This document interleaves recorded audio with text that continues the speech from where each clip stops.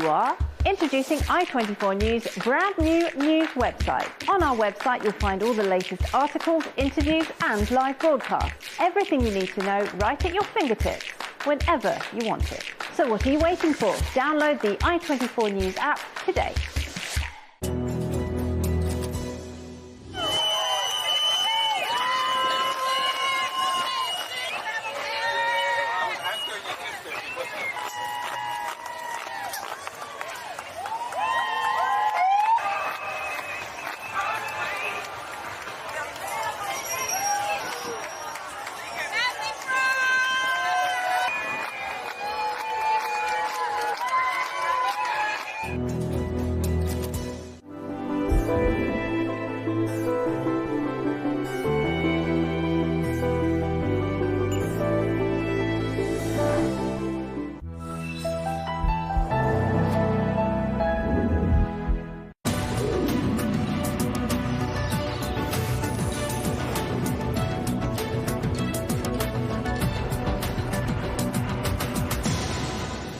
Hello, thanks for joining us. This is Middle East Now on i24 News. I'm Laura Sellier, and these are the headlines.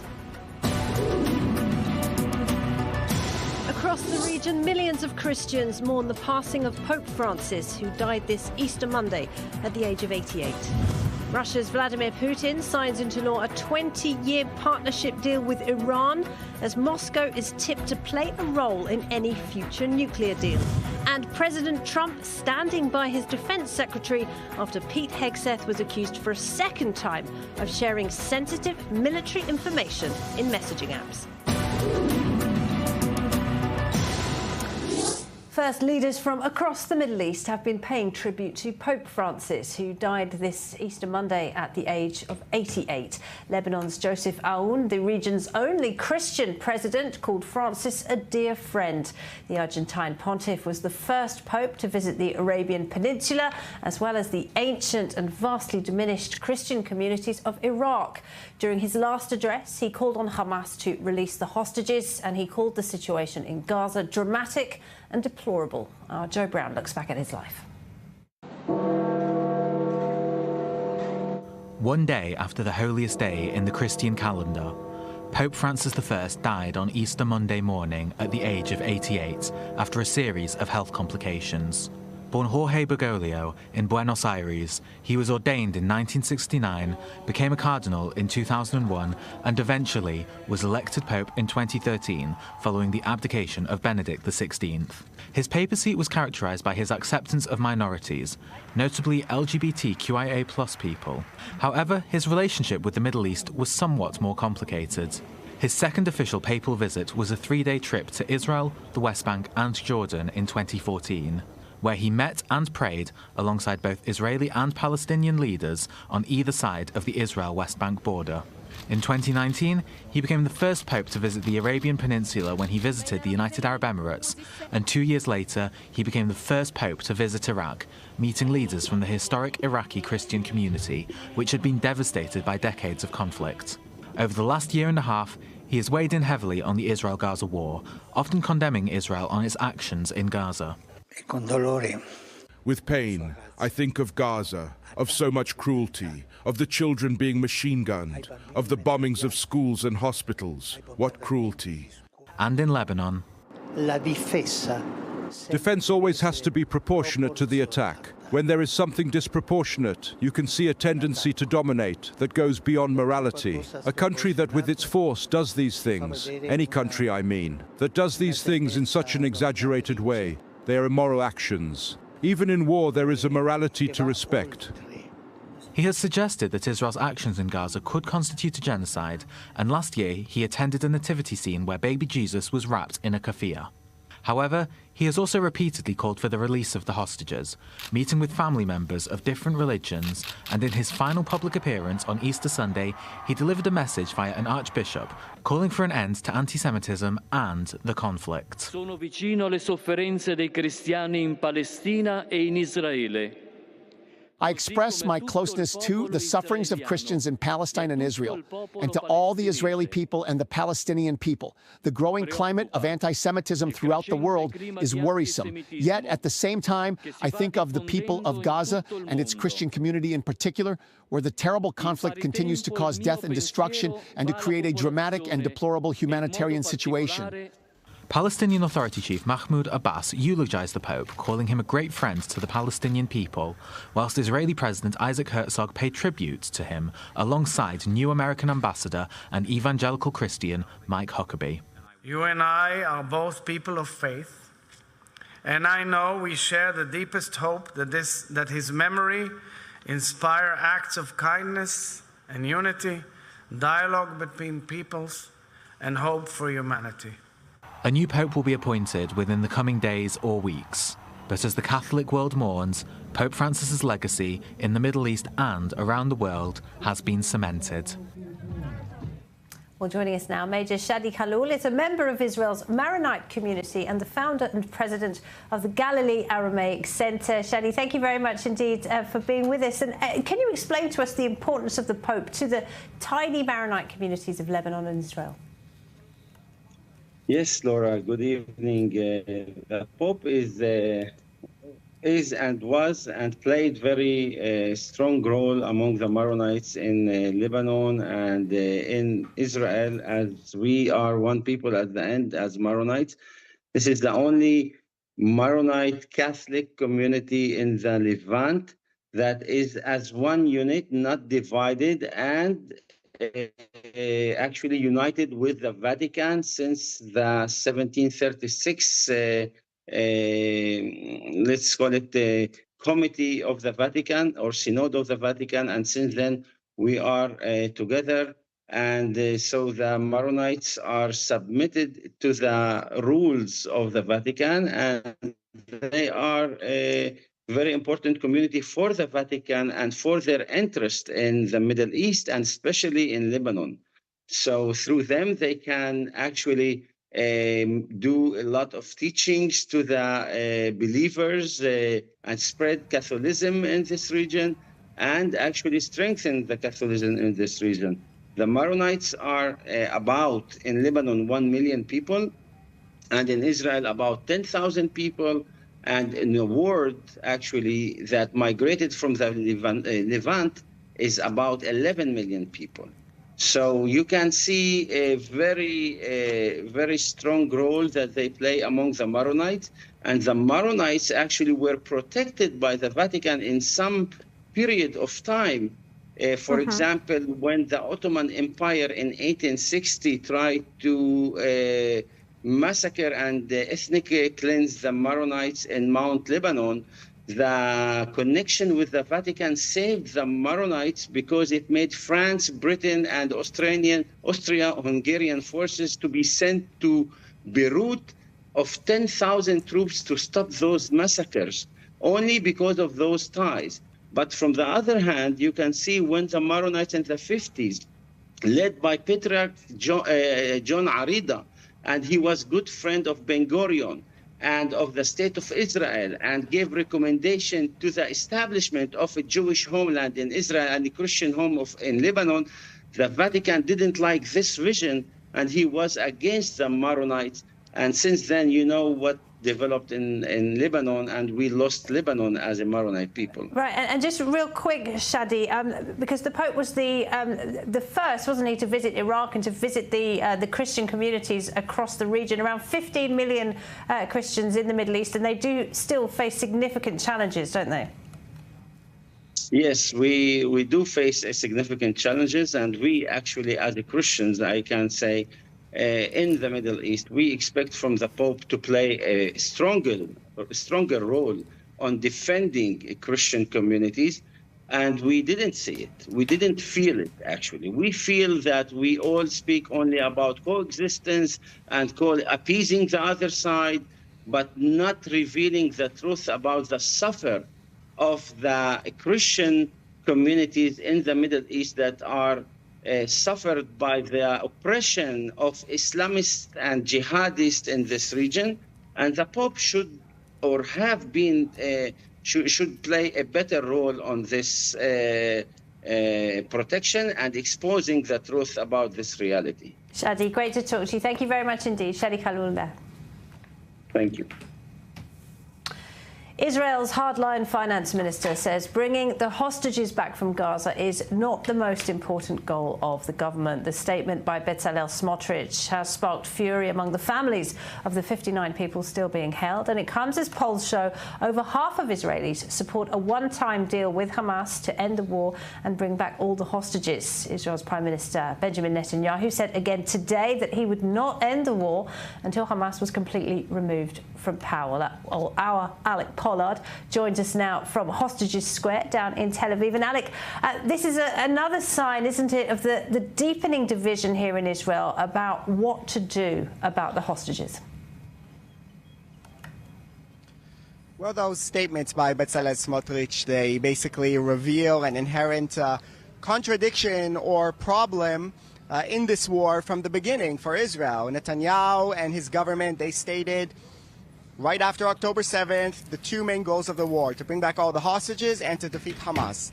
And most people, or the overwhelming majority of people in Israel, would totally agree with those two goals.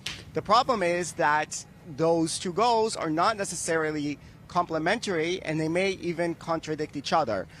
Up to this point, one could definitely argue that the military pressure has helped to release many of the hostages. If Hamas was under no pressure whatsoever and felt totally secure, would they have released all of those hostages? Very likely no. But now that they are running out of assets, as they call it, which is basically the human lives, the people who are there, and also the deceased people who are there, that is the last thing that they have in order to try to ensure their survival. And we are at a point now where potentially, at least based on statements by Hamas, which we can't 100% rely on, but potentially there is a chance maybe to get back all the hostages in exchange for ending the war. And that would be a case where those two goals don't complement each other. It's one or the other. And therefore, Smotrich coming out and saying that defeating Hamas is of higher priority than bringing back the hostages is something that could endanger the hostages and is not well received among the families of the hostages here at Hostage Square, and also much of the population. As that poll that you mentioned, the public sentiment at this point, the majority is to bring back the hostages is more important than defeating Hamas. Alec, thank you very much. Alec Pollard there. Well, as Prime Minister Netanyahu insists Hamas must be removed from power, Hamas says it will fight on and is claiming to have recruited fighters to its ranks. Our Robert Swift is down at the Israel-Gaza border for us now. Rob, things are clearly not going well for Hamas, but they don't appear ready to surrender either.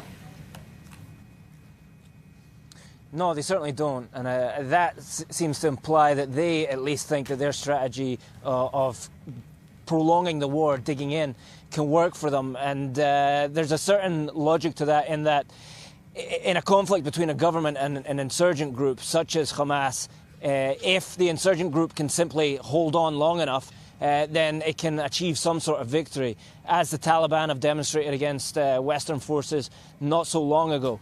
Now, we've seen reports in Al Arabiya yesterday suggesting that Hamas may have recruited up to 30,000 fighters from among the youth inside Gaza. And there's obviously, we can't verify this number, Al Arabiya themselves can't verify it, but there's a certain amount of sense to this in the fact that as aid has been cut off to the Gaza Strip, it has essentially become a resource.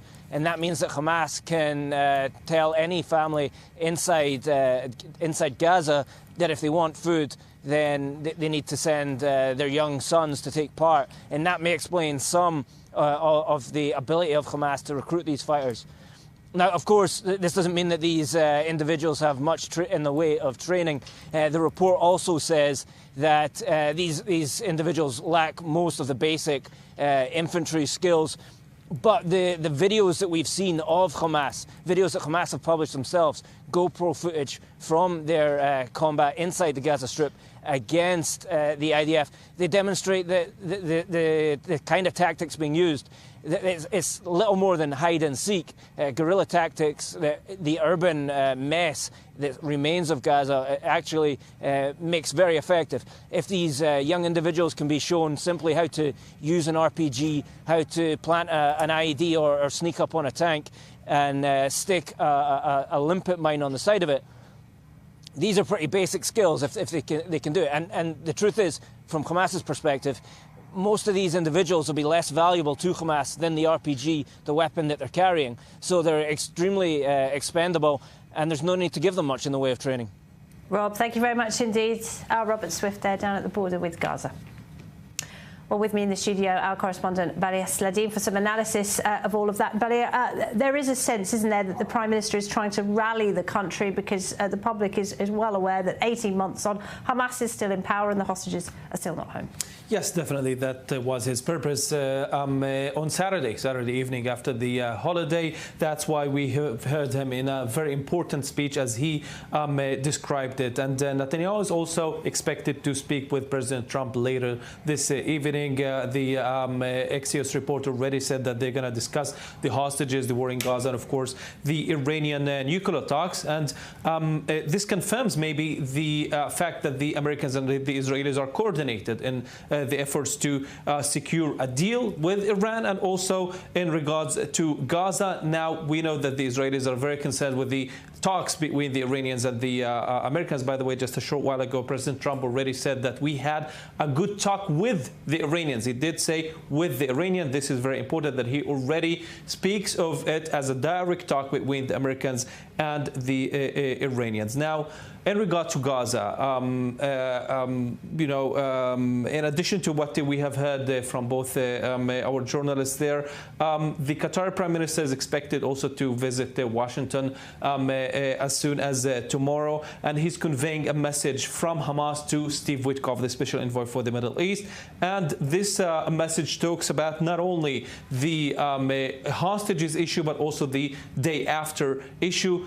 Apparently, Hamas is still insisting on talking directly to the Americans. By the way, in a different report, a Palestinian source told an Arab newspaper, a Lebanese one, that we are actually talking indirect with the Americans, but these talks are secret. Apparently, they understand that the only thing that can pressure Netanyahu right now is not the issue with the hostages, like the internal pressure, not the international community, but only one person, President Donald Trump. All right, Balia, for now, thank you very much indeed. And as you heard Balia reporting there, President Trump has been speaking about the latest negotiations with Iran. He said that we had very good meetings and says, when asked what will happen next, the next step is we need a little more time. Well, on that note, Russia's President Putin has just signed into law a partnership treaty with Iran. This 20-year strategic pact was reached between Putin and his Iranian counterpart, Masoud Pezeshkian, back in January. This amid reports that Moscow could play a key role in a potential nuclear deal with Iran as a destination for uranium and as an arbiter of any future violations of the deal. Putin will welcome the Sultan of Oman, who's hosting the next round of US-Iran talks in Moscow tomorrow. More in this report. Russia could play a key role in a deal on the future of Iran's nuclear program, with Moscow being touted not only as a possible destination for Iran's stockpile of enriched uranium, but also as a possible arbiter of deal breaches, this according to a Guardian report. We were very satisfied with the role that Russia played in getting the JCPOA implemented. This was a very useful and an important role that was played in this past agreement by our Russian friends. We are hopeful and expect that in any future agreement that Russia will continue its helpful role. According to U.S. officials, 4 hours of indirect talks between the U.S. and Iran in Rome on Saturday, under the mediation of Oman, made significant progress. This time we managed to reach a better understanding about some principles and goals. Ultimately, it was agreed that the talks continue and we enter the next stage, and technical meetings at expert level will start in Oman. The topic of Iran's enriched uranium stockpile is one of the most daunting issues to tackle. Tehran is interested to keep its uranium stockpiles inside the country, but the U.S. rejects this and wants either the stockpile's destruction or a transfer to a third country, like Russia. I would like to emphasize that the Islamic Republic of Iran is ready to seek this deal within the Non-Proliferation Treaty. We are ready to help and mediate, to play any role that will be helpful from the Iranian point of view and acceptable for the United States. As a veto-wielding UN Security Council member and signatory to a previous deal, just like European countries, France, UK, and Germany, who were moved aside during recent Washington-Tehran negotiations. After Oman's foreign ministry confirmed that Aragchi and Witkoff agreed to move into the next phase of negotiations aimed at reaching a fair, lasting, and binding agreement, Oman's Sultan is visiting Moscow on Monday, where he is expected to discuss the nuclear talks with Russian leadership. So the third round of nuclear talks between the US and Iran will begin in Oman this Wednesday, and it follows a rare visit to Tehran by the Saudi defense minister last week. That visit bolstered the view that the moderate Arab countries favor a deal with Iran, even though they opposed the JCPOA. That's the agreement brokered by President Obama back in 2015. So have the Arab countries decided that when it comes to Iran, if you can't beat them, join them? To talk more about that, we're joined by Dalia Ziada. She's an Egyptian scholar and a senior fellow at the Jerusalem Center for Security and Foreign Affairs. Welcome, Dalia. Always a pleasure to see you. And tell us, are the moderate Arab countries ready then to accept a deal with Iran, even if it is an agreement that really doesn't differ greatly to the JCPOA that they were also staunchly against back in 2015?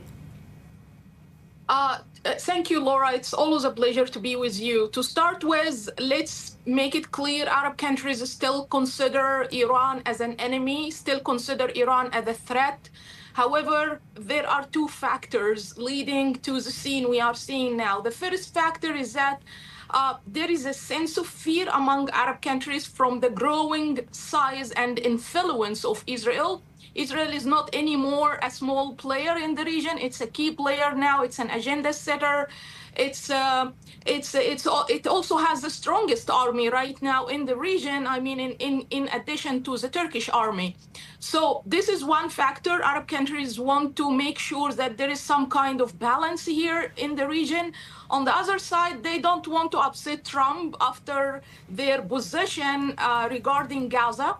However, actually, all of this is going to lead to more Arab countries leaning to the side of the axis of resistance, to the side of Russia and China, which is not going to play into the interest of the United States itself. So it seems to me that this policy, although it seems like it's going to bring peace to the Middle East, but it will eventually hurt the interests of everyone else and will empower the wrong actors on the international arena. So, Dalia, are we looking at a situation then where Israel is pretty isolated when it comes to pushing for Iran's nuclear program to be completely dismantled, not limited, but dismantled? I wouldn't say isolated, but the situation is that it seems that when President Trump brought up the taxes issue and the tariffs issue recently, especially, I mean, this arbitrary number he imposed on Israel, like 17% of tariffs. And so it was only a card that he wanted to use to have leverage over Israel that can make Israel more reluctant to oppose any deals that could happen with Iran. At the same time, when we look at the Arab countries and their position with Israel now, unfortunately, not all of them have the same good relationship with Israel, except maybe for the United Arab Emirates, the only country that still keeps good relationships with Israel. Everyone else, including the immediate neighbors, Jordan and Egypt, have their relationship with Israel has have deteriorated much, and also they, they also have their own nuclear ambitions. So they think that if the Iran deal succeeds and Iran is accepted by the United States to have its own nuclear program, then it's okay for Egypt, which is partnering with Russia right now on building a nuclear plant in northwest Egypt, close to the Mediterranean Sea. And also it's okay for other countries like the United Arab Emirates and Saudi Arabia. United Arab Emirates already has its own plan. Saudi Arabia has its ambitions, its plans already to start a plant. So it seems that it's kind of a license that Arab countries want to have in order to have their own nuclear projects. But definitely this is going to influence Israel, I would say, in a very negative way beyond the nuclear issue and the nuclear threat. It's going to influence Israel because now we are giving favor to the region, not to the axis of peace, but to the axis of resistance, and empowering the axis of resistance without calculating the consequences for that on the security, not only of Israel, but also of the Arab countries on the long run. A race to a nuclear Middle East is a pretty terrifying prospect, isn't it, Dalia? But we know President Trump will be visiting the region shortly. He'll be going to Saudi Arabia. He's also expected to visit Qatar. And we also know that while he is keen to secure an agreement with Iran, he would also very much like to secure a normalization deal between Israel and Saudi Arabia and to really transform the geopolitical situation in the Middle East. Do you think that those two goals contradict each other? Saudi Arabia right now plays the role of the big sister in the Middle East, meaning that nothing could happen in the Middle East without its approval and blessing. That's why we saw, for example, the high-profile officials from Saudi Arabia recently visiting Iran following Trump's showing desire that he wants to make a deal with Iran on this issue. And it seems that Saudi Arabia still wants to play this role by making balances that may sound or may look from the outside that they contradict each other, but it's somehow kind of playing or walking on a thin line and playing balances here. And it will eventually benefit Saudi Arabia as well, because it will show that Saudi is able to play with play pragmatically with players it does not agree with, whether it's Iran or Israel. It may actually, maybe a better relationship with Iran can be used by the leadership in Saudi Arabia to justify why we also need a better relationship with Israel, although we may disagree on some geopolitical or regional issues like the situation in Gaza. So I think Saudi is more concerned about playing this big sister role than anything else. Dalia, thank you very much indeed. Dalia Ziada there.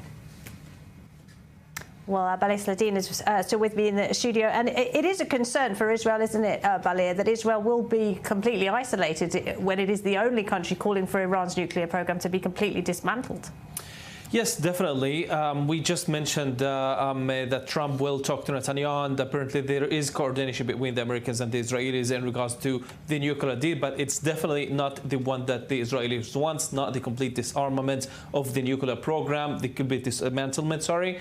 And the Israelis know that the Iranians don't have a problem to wait 10, 15, 20 years until they will be able to create a nuclear weapon. Baleh, thank you very much. We're going to take a short break. When we come back, President Trump says he's standing by his beleaguered Defense Secretary Pete Hegseth, who's been accused for a second time of sharing sensitive military information via an insecure messaging app. We'll have the details for you after this. Stay tuned.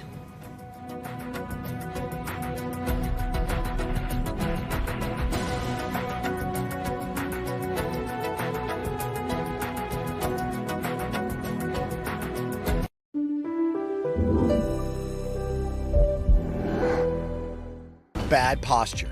The ever-increasing hours we spend sitting, working, and even while trying to relax at home is twisting our vertebrae out of alignment and creating strain and pain on muscles, ligaments, and joints. A scientifically designed spine and back support device that uses precision biometric technology to perfectly align the back and spine for all-day comfort and support, creating perfect posture for your back every time you sit down. Now features extra-wide acupressure comfort pads as well as an extended height back panel for even more support, making it perfect for all body types. Also features a precision wing design that perfectly cradles your back and spine with amazing ergonomic support that leaves you feeling refreshed and energized even after sitting all day.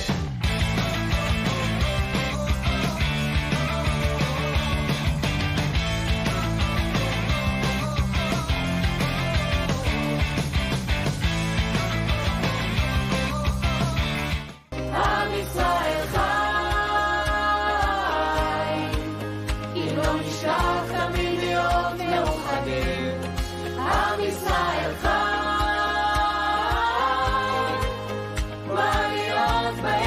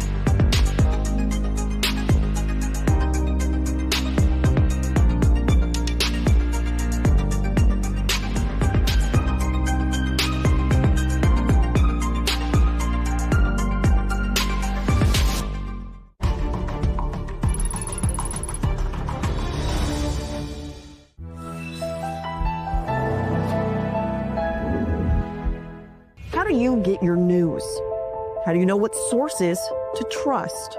And to paint a clear picture of the entire story, you need a breakdown of the constant stream of events, top stories, expert analysts, and the best journalists bringing you real voices on the ground. We're breaking it all down on The Rundown. Get the facts, stay informed, and be a voice of reason for the Middle East.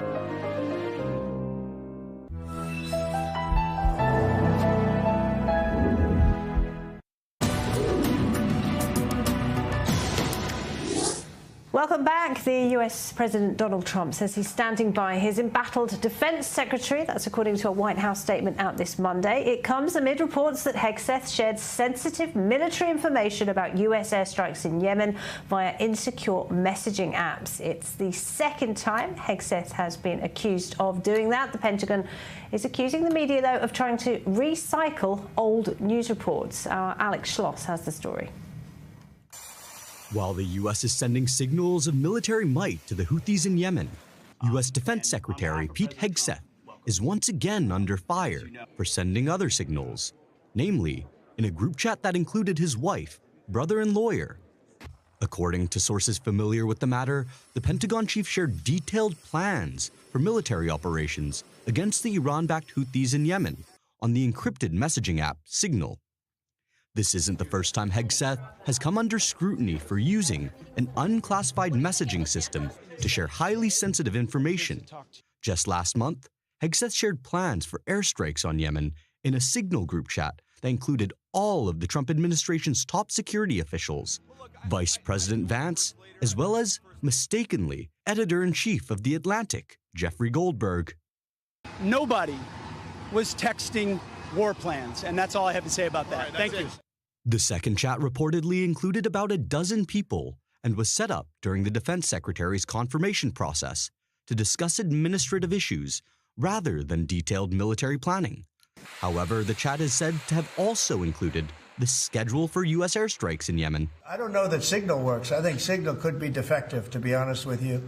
And I think that's what we have to, because you use Signal and we use Signal and everybody uses Signal, but it could be a defective platform, and we're going to have to find that out. Democratic lawmakers have criticized Hegseth, claiming he is no longer fit for his position.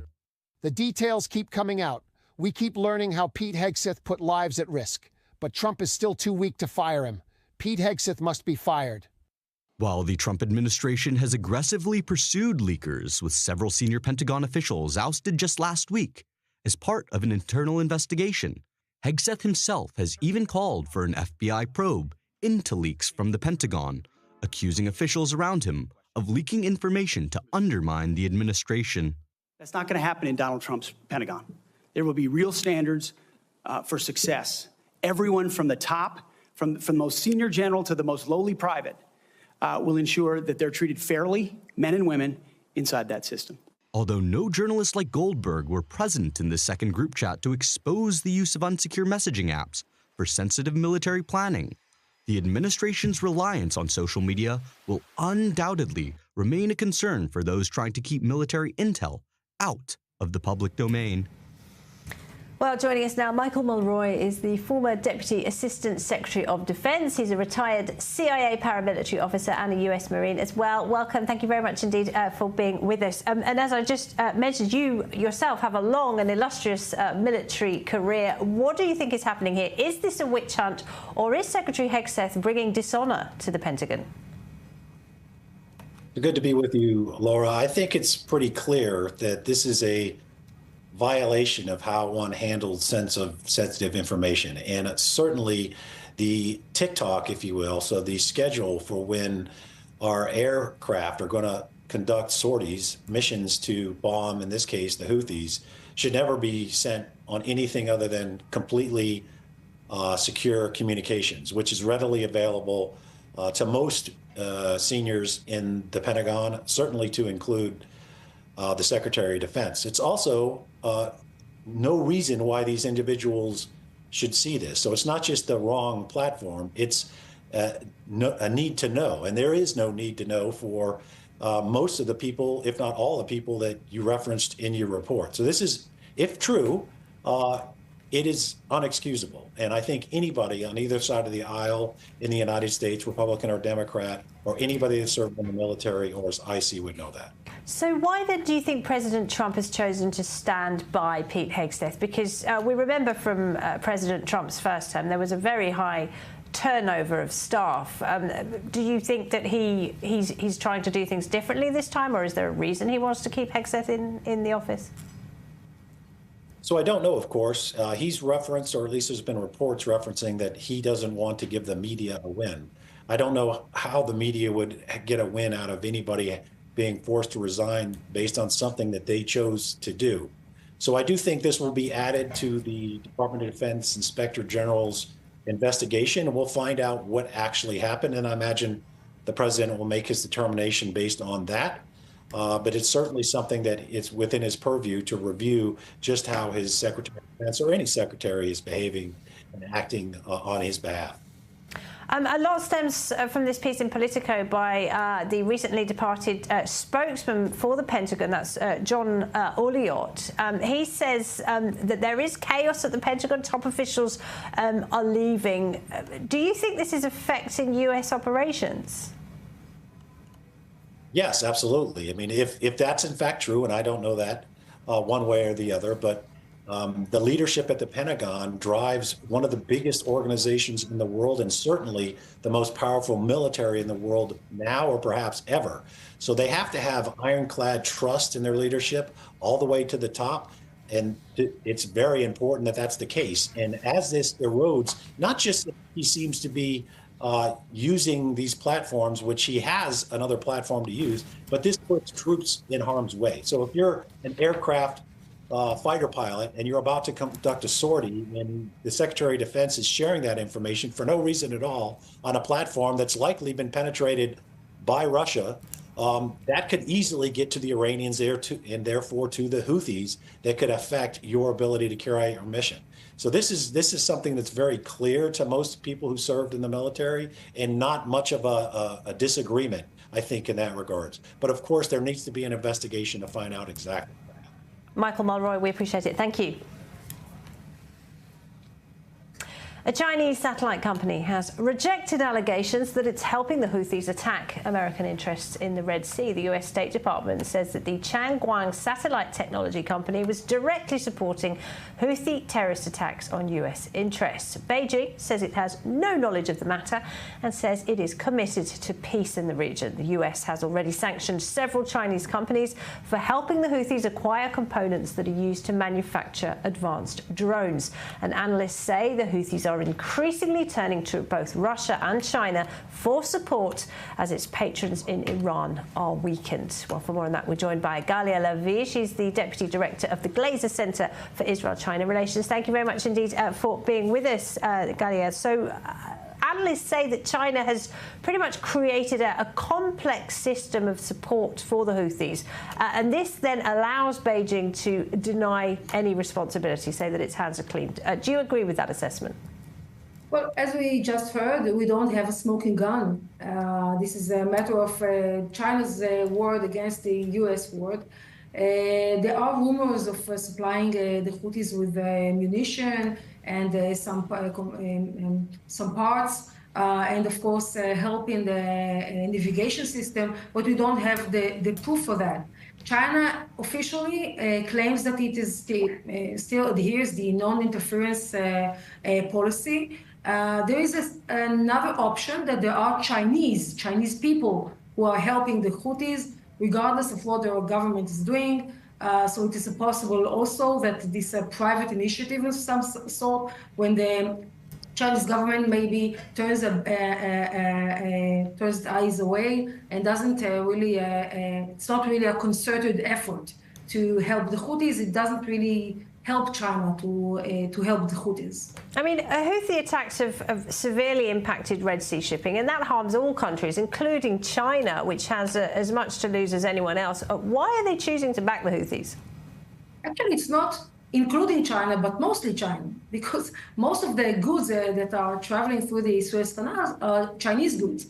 And China is affected by the Houthis attacks heavily. So why doesn't it go against the Houthis? Well, I can think of several reasons. First of all, try not to get to upset Iran. Iran is supporting the Houthis. China doesn't want to upset Iran because it has some kind of interest with Iran. Iran is a good ally.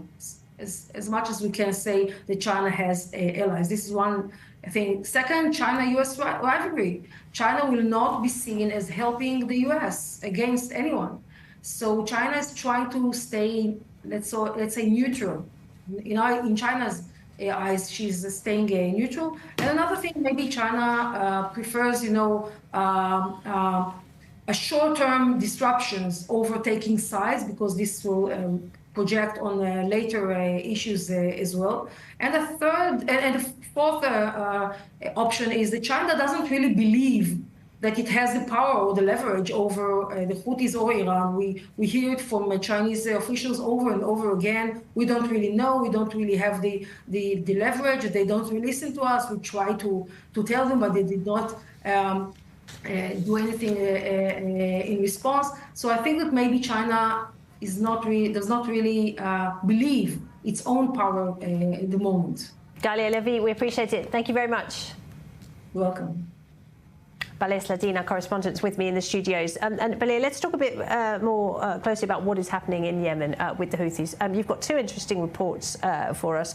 One is that the Houthis are worried, not just by the US airstrikes, which have been pounding them for over a month now, but there might be some kind of movement on the ground to end their rule in Yemen. Yes, definitely this is the concern, and it's interesting how they are dealing with this concern. The Houthi foreign minister had a meeting with no other than a senior UN official, UN representative that is in charge temporarily of over the current ceasefire agreement between the Houthis and the other factions in Yemen. We know that there had been a civil war, and then we are currently in a ceasefire in Yemen. Now, the Houthis are concerned that, according to this report, the continuous U.S. support or the continuous U.S. strikes on El Hudaydah and the other portal and coastal cities, it is actually a preparation for a ground invasion, ground attack by the other factions in Yemen, including the legitimate government of Yemen. This is the possibility that they are very concerned with, and that's why they have talked to the representative of the UN Secretary General Antonio Guterres. They want to convey this message to him, and this is very ironic, of course, because we know that the Houthis are attacking civilian ships in the Red Sea, and they effectively blocked the main maritime route, or one of the most important ones in the world. And the UN is, of course, calling since the beginning to actually stop these attacks. A bit of Houthi chutzpah, if you like there. They're also reportedly concerned that they might have moles in their ranks. Are they getting paranoid or something?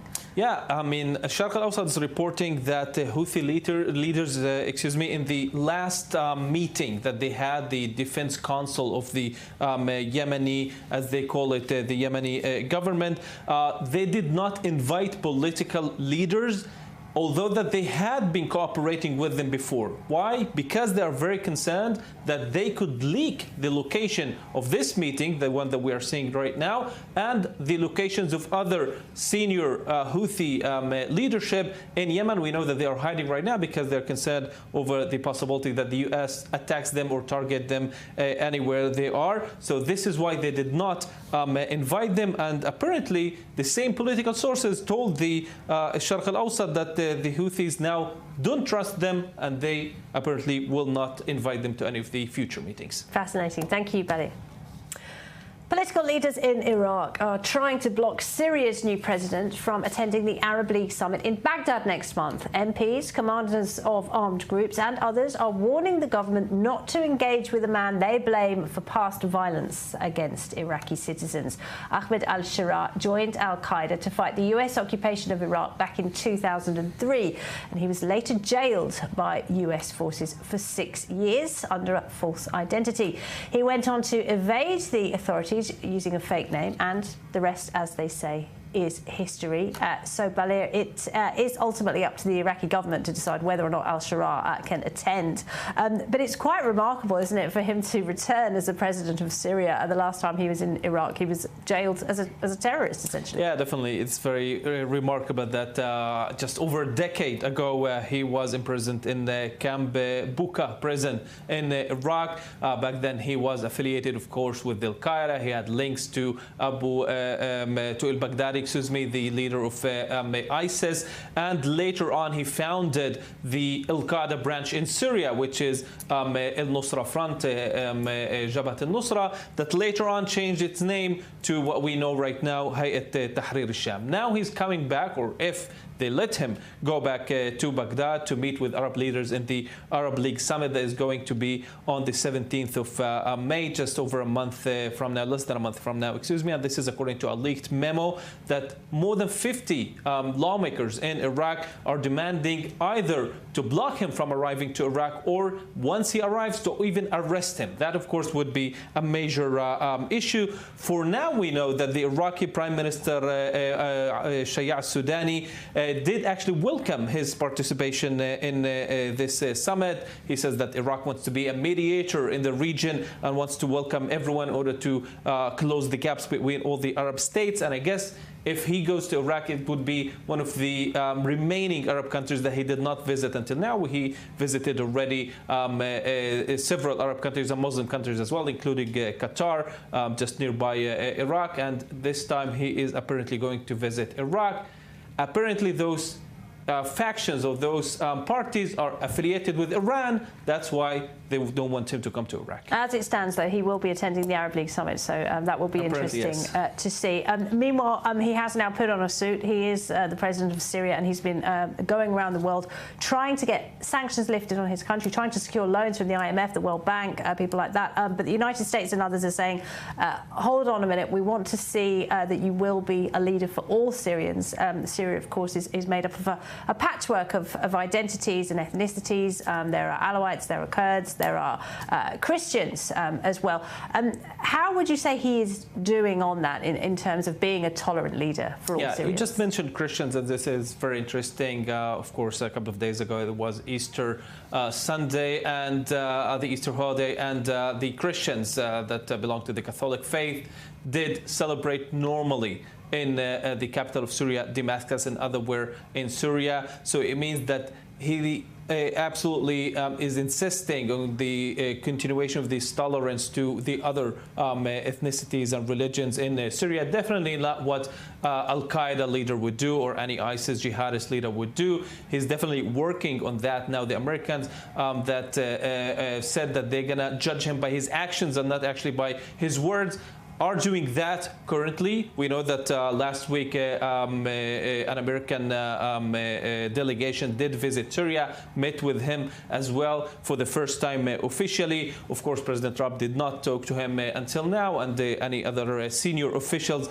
from the Trump administration, but definitely it's going on the right way from his perspective. Now, we know that over a month ago, there had been that I don't know what to call it, like a massacre that was terrible massacres in Latakia, in Latakia and other places that showed the world that he's still a jihadist.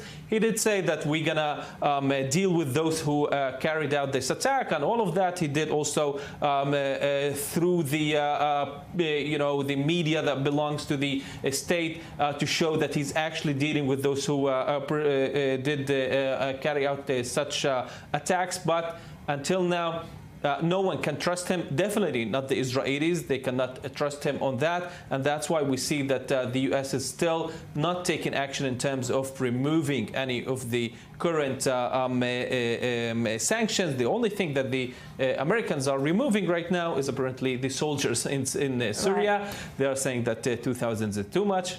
We don't need 2,000. Hundreds are going to leave apparently the next month, but some will stay at which is a big worry for Syria's Kurds, of course. Kurds and the Israelis. Yeah, absolutely. All right, Balir, thank you very much indeed. Balir Sledin there.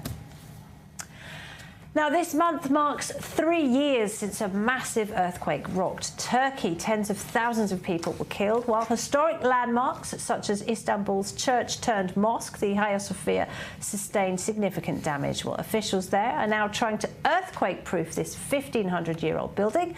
Our Emily Francis has this report. It's one of the most iconic monuments in the world, Istanbul's Hagia Sophia, a Byzantine structure built by the Christian church in the 6th century. Converted into a mosque in 1453 after the Ottoman conquest of Istanbul, this UNESCO World Heritage Site has drawn more than 3 million visitors a year. That is, until the deadly 7.8 magnitude earthquake that struck Turkey in February 2023, killing nearly 60,000 people. We have been carrying out intensive restoration work on Hagia Sophia and surrounding structures for 3 years. At the end of these 3 years, we have focused on the seismic safety of the Hagia Sophia, the minarets, the main dome, and the main arcs, especially due to the expected Istanbul earthquake. Turkey begins another, more complicated phase of reconstruction, fortifying the famous dome. This after 3 years of engineering and restoration work on the main structure and the 4 minarets. A tower crane will be installed on the eastern facade, and then we will cover the top of this unique structure with a protective frame system. That way, we can work more safely and examine the building's layers. The destruction is nobody's fault, as Turkey has been ground zero for quakes throughout the centuries because it sits on a nearly 1,000-mile-long fault line. Hagia Sophia was of course destroyed by major disasters and also went through various restorations, both in the Byzantine and Ottoman periods. Of course, we do not know the historical records of the very old ones very well, whether they were very comprehensive or not. This project is fusing the engineering and construction genius of the past with the technological tools of the modern age. Every step for Hagia Sophia is difficult. It is truly a structure full of surprises, because sometimes things develop in a way we do not expect. That is, you design and plan it, but when you open it, things may develop differently. But we try to do it in the best way possible. We are striving for it. Hagia Sophia is expected to remain open to worshippers and visitors during the restoration process, even though it may be a little louder than usual. God willing, I think the Ministry of Culture will do all the work while staying true to the original. It's important for these kind of works to remain standing and to be passed on for future generations.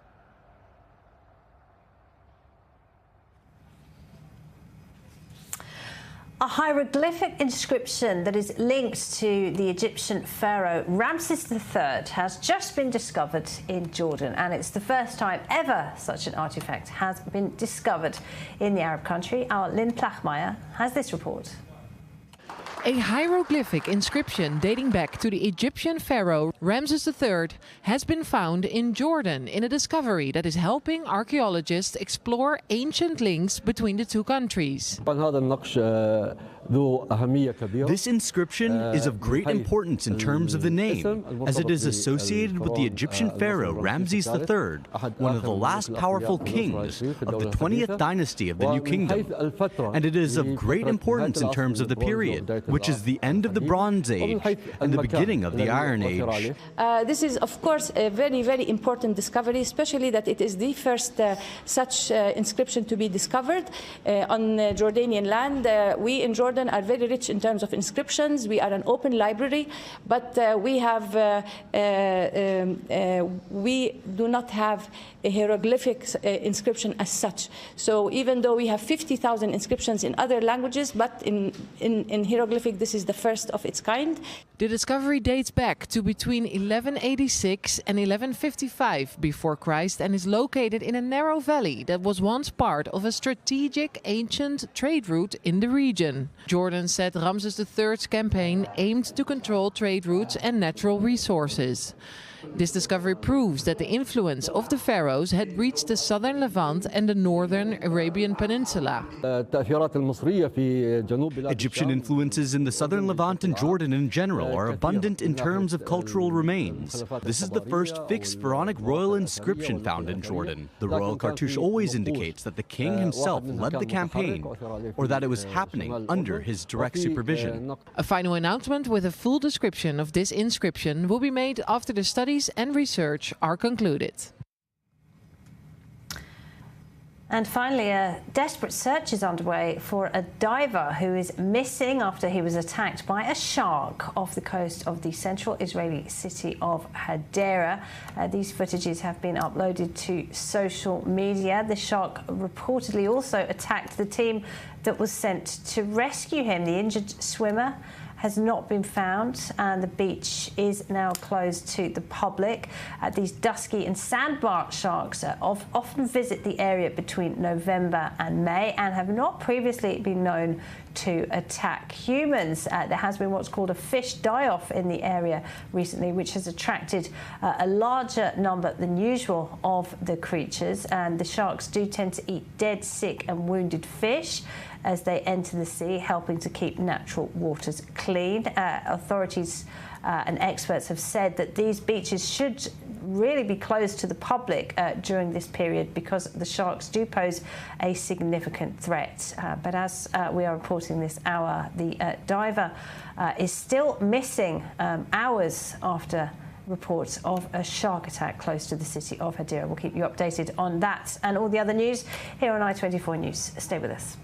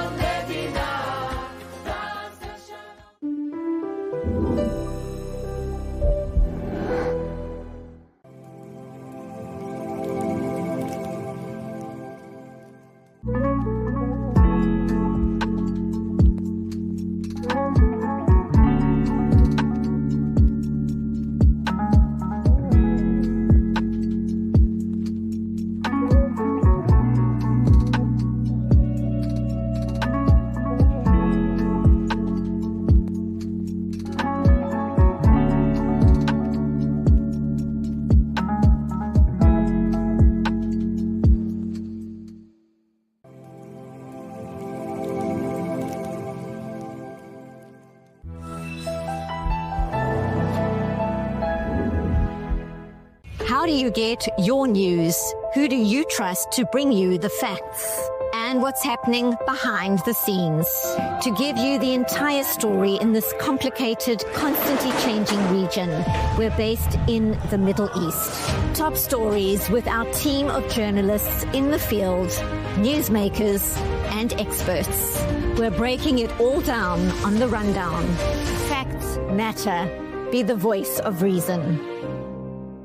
Introducing the brand new I24 News Video On Demand app. You'll have instant access to all our programs, reports, in-depth discussions and expert commentary, all at your fingertips, whenever you want it. So what are you waiting for? Download the I24 News Video On Demand app today.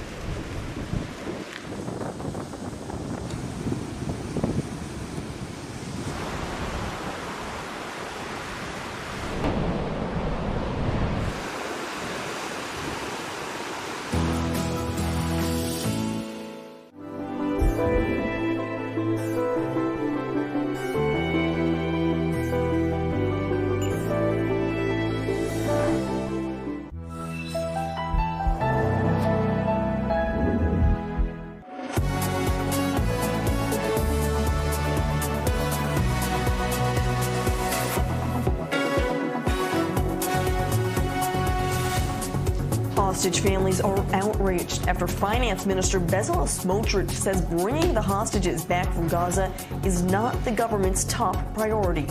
Our correspondent is live at Hostages Square with the details. U.S. Ambassador to Israel Mike Huckabee officially begins his role and presents his credentials to President Isaac Herzog. We have a full report from the ceremony. And Pope Francis has died at the age of 88. We discuss his legacy in the Middle East.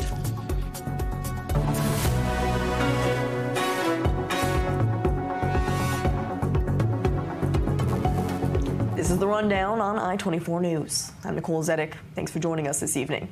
There is an uproar from the Hostages and Missing Families Forum today after Finance Minister Bezalel Smotrich said bringing the remaining 59 hostages back from Gaza is not the most important goal of the government. The far-right minister said, quote, "It's obviously a very important goal, but if you want to destroy Hamas so that there can't be another October 7th, you need to understand that there can't be a situation where Hamas remains in Gaza." The Hostage and Missing Families Forum responded by saying they have no words except shame, adding, quote, "The minister is at last revealing the hard truth to the public. This government has deliberately decided to give up on the hostages." This is where we begin our broadcast this evening. We want to go live to our I-24 News correspondent Alec Pollard at Hostages Square in Tel Aviv. Alec, what is the reaction we're hearing this evening from some of the family members from the Hostages Family Forum? Quite the outrage following those statements made by Finance Minister Smotrich.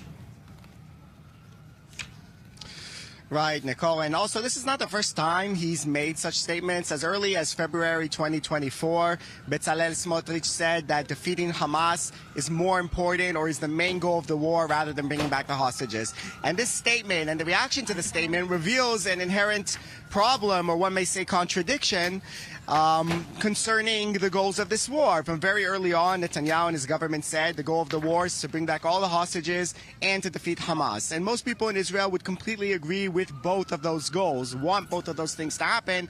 The problem is that it's becoming increasingly the situation where those two goals don't complement each other, but rather contradict each other. That possibly, in order to get all of the hostages back, Israel is going to have to end the war and potentially allow Hamas to retake control of Gaza. But if you look at the polls that were conducted recently, they show that actually the sentiment in Israel, over 50% of people who responded said that they are willing to end the war in return for bringing back all of the hostages, and only 20% said that they want to pursue the war if that endangers the hostages. And definitely the families and the friends of the hostages were here at Hostage Square, and earlier were at a main junction here next to Azrieli Junction, protesting about the general condition of the hostages and these statements. They definitely want to see their loved ones come home. Let's listen to the family members of one of those hostages held in Gaza, what they had to say.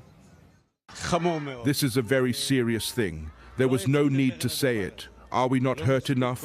It gives us more pain. This is illogical, not wise. This is a person who needs to leave their position as soon as possible. He has no place in the government. There has never been a government like this.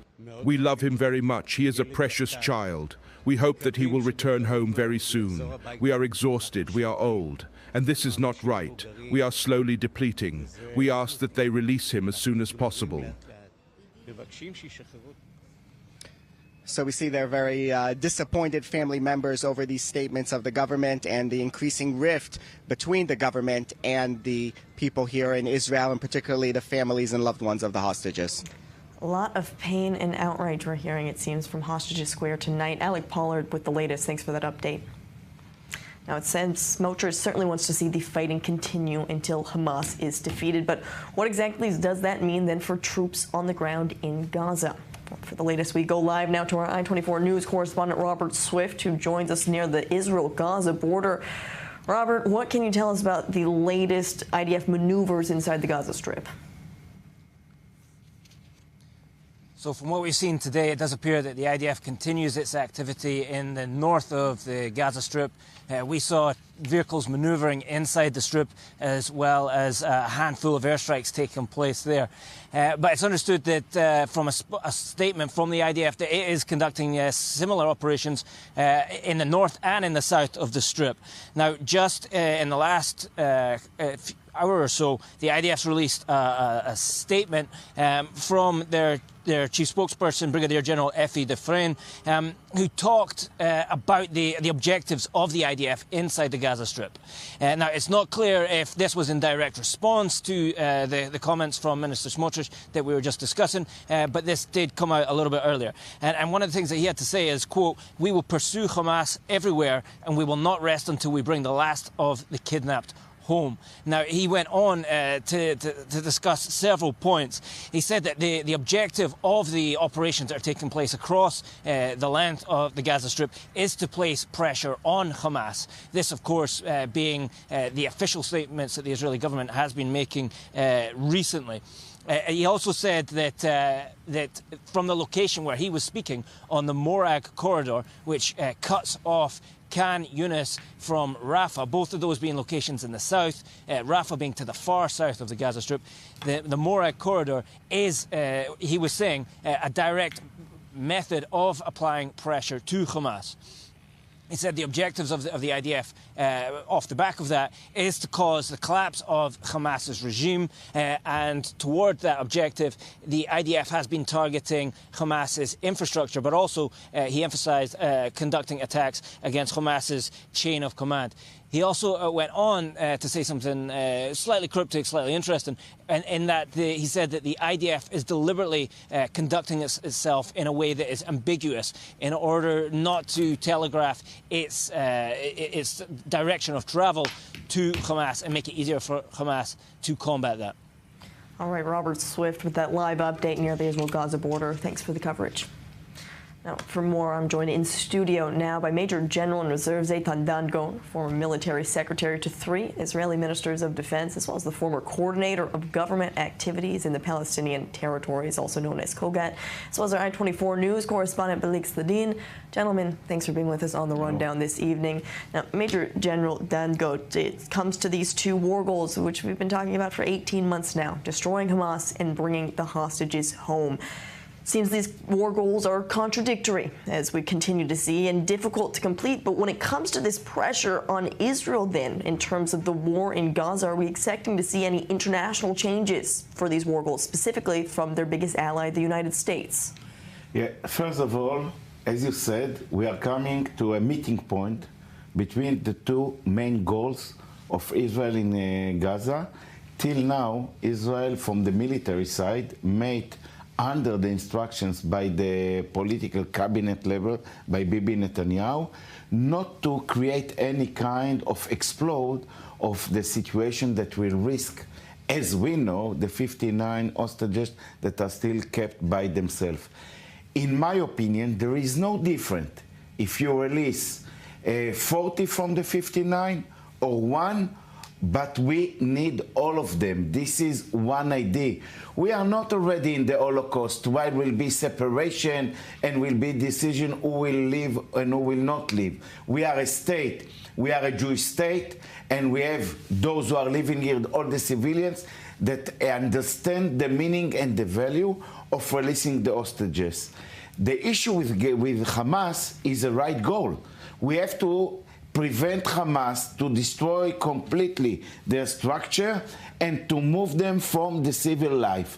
But this is a process that even you are living it now will take years. If you are going, as Smotrich said, from the, let's say we believe him, from the military point of view, this is ideological. On the other hand, we cannot hide the fact that in the polls, Smotrich will not be one member in the next Knesset under these circumstances. So you have to understand that the political weight has now a great impact on Bibi Netanyahu partnership, Smotrich and Ben-Gvir, that are moving him towards block the idea of declaration of finishing the war. And Bibi Netanyahu made a speech last Saturday evening, or a message to the people without getting questions, and he said, I am understanding what the Israelis, those who are supporting the complete release of the hostages, are giving Hamas to understand that in such a way we have to stop the war. No, because in their ideology, they will not never stop it. We have achievement with Hamas. Unfortunately, the life of these hostages has a meaning for the next generation that will join the IDF about the duty of the country for them. And as a commander at the IDF, we have to look in their eyes. We will do everything to release you the moment that we are there. On the other end, the moment that as we're going with Smotrich level or the way he's thinking, he put blocking the chance to release those people. And under the general circumstances in the area, I think that Bibi Netanyahu understands that he has to centralize now in Iran, in the north, and to continue with Hamas under another policy and bring back these people back home. A lot of key issues that the Prime Minister is facing, and we do have reports also that Netanyahu and U.S. President Donald Trump are expected to have a phone call possibly this week. Malik, what should we make of those reports, everything that the Prime Minister is facing right now? Yes, it's actually going to happen this evening, not this week, and it's going to be about the hostages, the Gaza war, and of course the Iranian nuclear talks. U.S. President with the Prime Minister are going to discuss these issues. This shows that there is coordination, at least between the Israelis and the Americans, over these very important issues for both sides. And now the Israelis are more involved, especially in terms of the negotiations about the nuclear program in Iran. Now, back to Gaza and, of course, the current situation that Israel is in. Smotrich, regardless of what we think, what he said, he's consistent. He is a person that thinks that the collective, the country, the state is more important than each individual in this state. And this is definitely something that if happens, that if Israel does stop this war without the complete dismantlement of Hamas and leaving them in power just as Hamas is demanding, this would be unprecedented that any country in the world is actually agreeing in order to bring back 20 or 20-something of its people home. They are agreeing to lose a war. That's exactly what would be happening. Smotrich, according to his worldview, does not agree with that. But by the way, Hamas do understand this, and currently their only hope, apparently, and this is according to latest reports, is the Americans. They understand that internal pressure is not working. International pressure over Israel, no ICC, no ICJ, nothing is working. The only person that can change Netanyahu's mind is Donald Trump. I think that they will not succeed in that. Donald Trump is very, they see eye to eye with the Israelis on the issue of Gaza. So we'll have to see exactly if any details come out of that phone call that could be happening this evening. Gentlemen, stay with us now, but we're going to move on to the latest out of the government's move to fire Shin Bet chief Ronen Bar. He submitted his sworn affidavit to the High Court of Justice today, where he said Prime Minister Benjamin Netanyahu pressured him to obstruct Netanyahu's criminal trial and act against anti-government protesters. Claims that the Prime Minister's office was quick to call false and promised the affidavit would, quote, be disproved in detail shortly. And we now have a little few of those details as well. Coming back here in studio, the latest on this ongoing saga between Netanyahu and Ronen Bar. What is the main takeaway that we should take from this, Balig?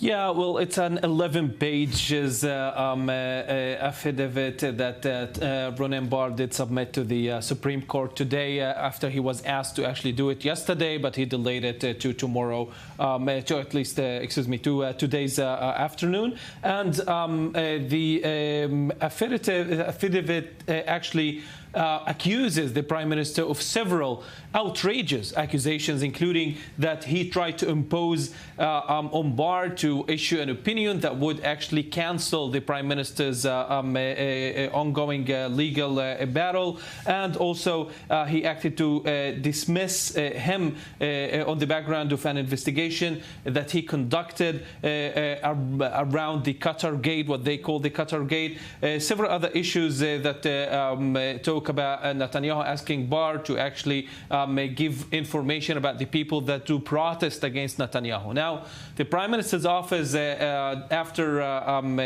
the submission of this document, they issued a statement refuting these claims in their point of view. Of course, they said that actually Ronen Bar is lying here, and that he did not wake the Prime Minister up on October 7th, although the Bar did say that at 5:15, actually, he did call the military advisor for the Prime Minister and asked him to wake him up. That did not happen until 6:13, so just a couple of minutes before the beginning of the attack on October 7th. So we see that this is still ongoing. We don't know exactly what's going to happen, because now the Supreme Court needs to also be looking into an affidavit that Netanyahu will submit to it.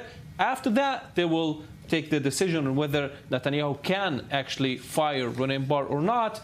That is, of course, very unfortunate that it's happening amidst this war. A lot of complicated aspects when it comes to this, but Major General Daniel, what does this mean then for the military functions right now and the Shin Bet functions? Does this have any impacts on it from a capability standpoint?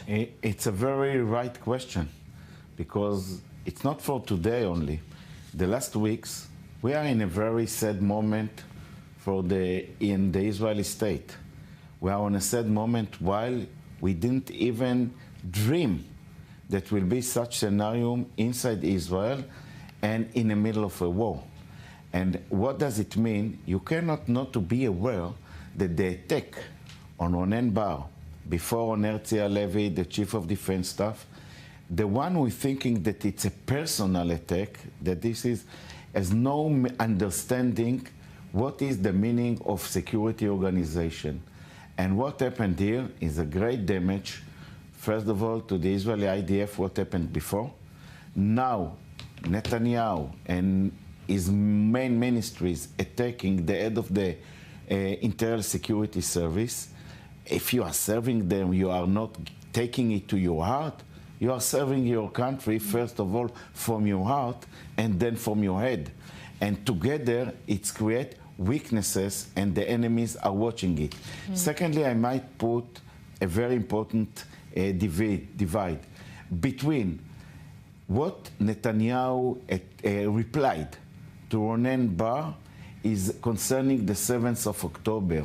For this issue, he's right. We have to create a national investigation committee that will be, whether it was on 5:30 or 5:45, and what happened, and we have to conclude it. But what Ronen Bar wrote in his papers and blame what's going is a democratic, first of all, issue that you have whether those head of organization are loyal to the state or are loyal to the private prime minister or people.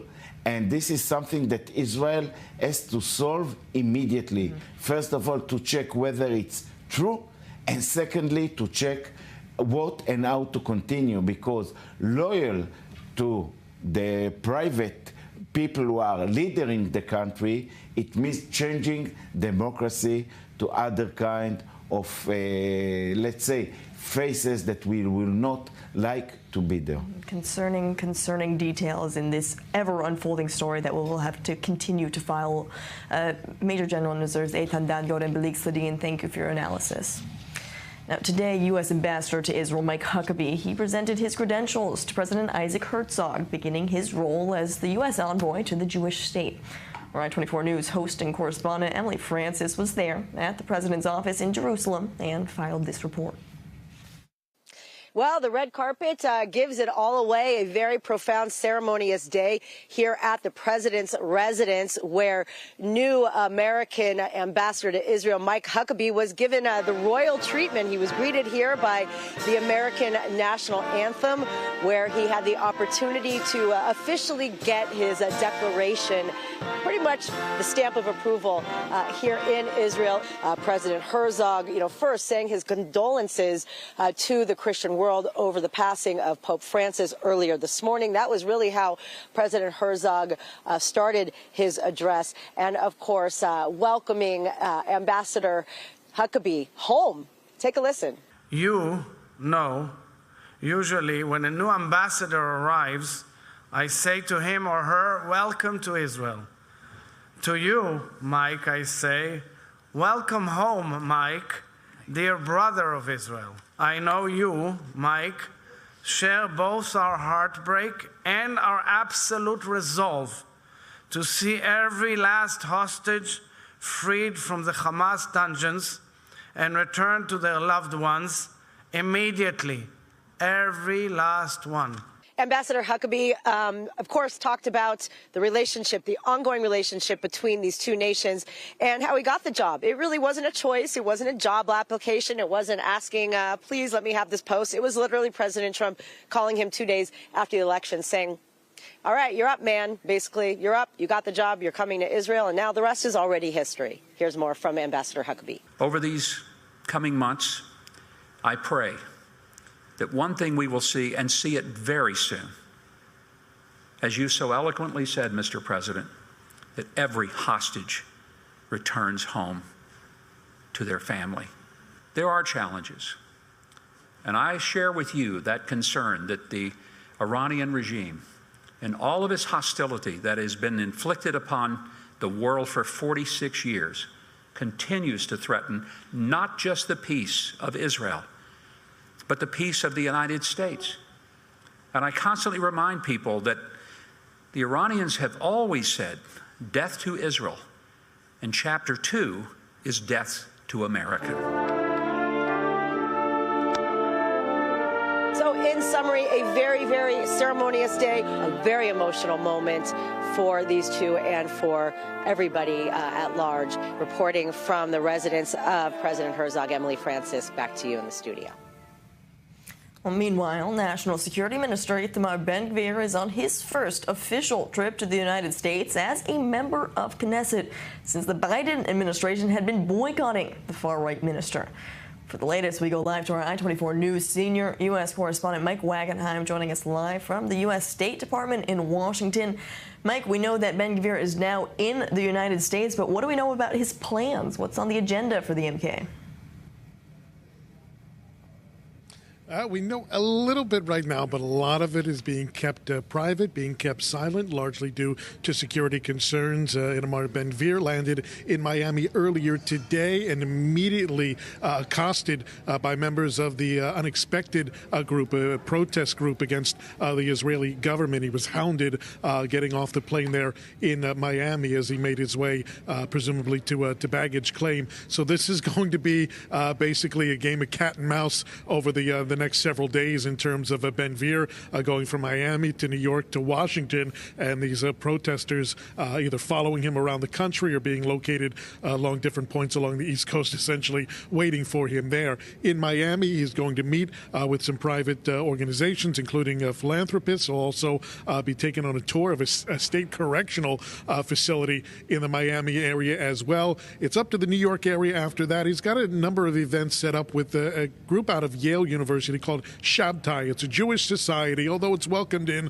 folks from outside the Jewish faith, including formerly Senator Cory Booker of New Jersey, who helped found the group many years ago. He'll hold an event up in New Haven, Connecticut, outside of the New York metropolitan area for students of Yale University, and then he'll hold another Shabtai-affiliated event within New York City itself later on Wednesday. Both of those events are scheduled for Wednesday. Now, he was going to have a fundraiser in Crown Heights, home of the Chabad community there in Brooklyn, on Wednesday as well, with one of the shuls in that community. However, that event has been canceled. That organization, which is not tied directly to the Chabad movement, by the way, says it's because of a change in Ben-Gvir's schedule. We heard he might have been planning to visit the Ohel, the grave of the Chabad Rebbe in Queens, New York. However, the Chabad movement says there is nothing in the works, at least that the spokesperson knows of, that would lead to that visit, at least on an official basis. Now, to the D.C. part,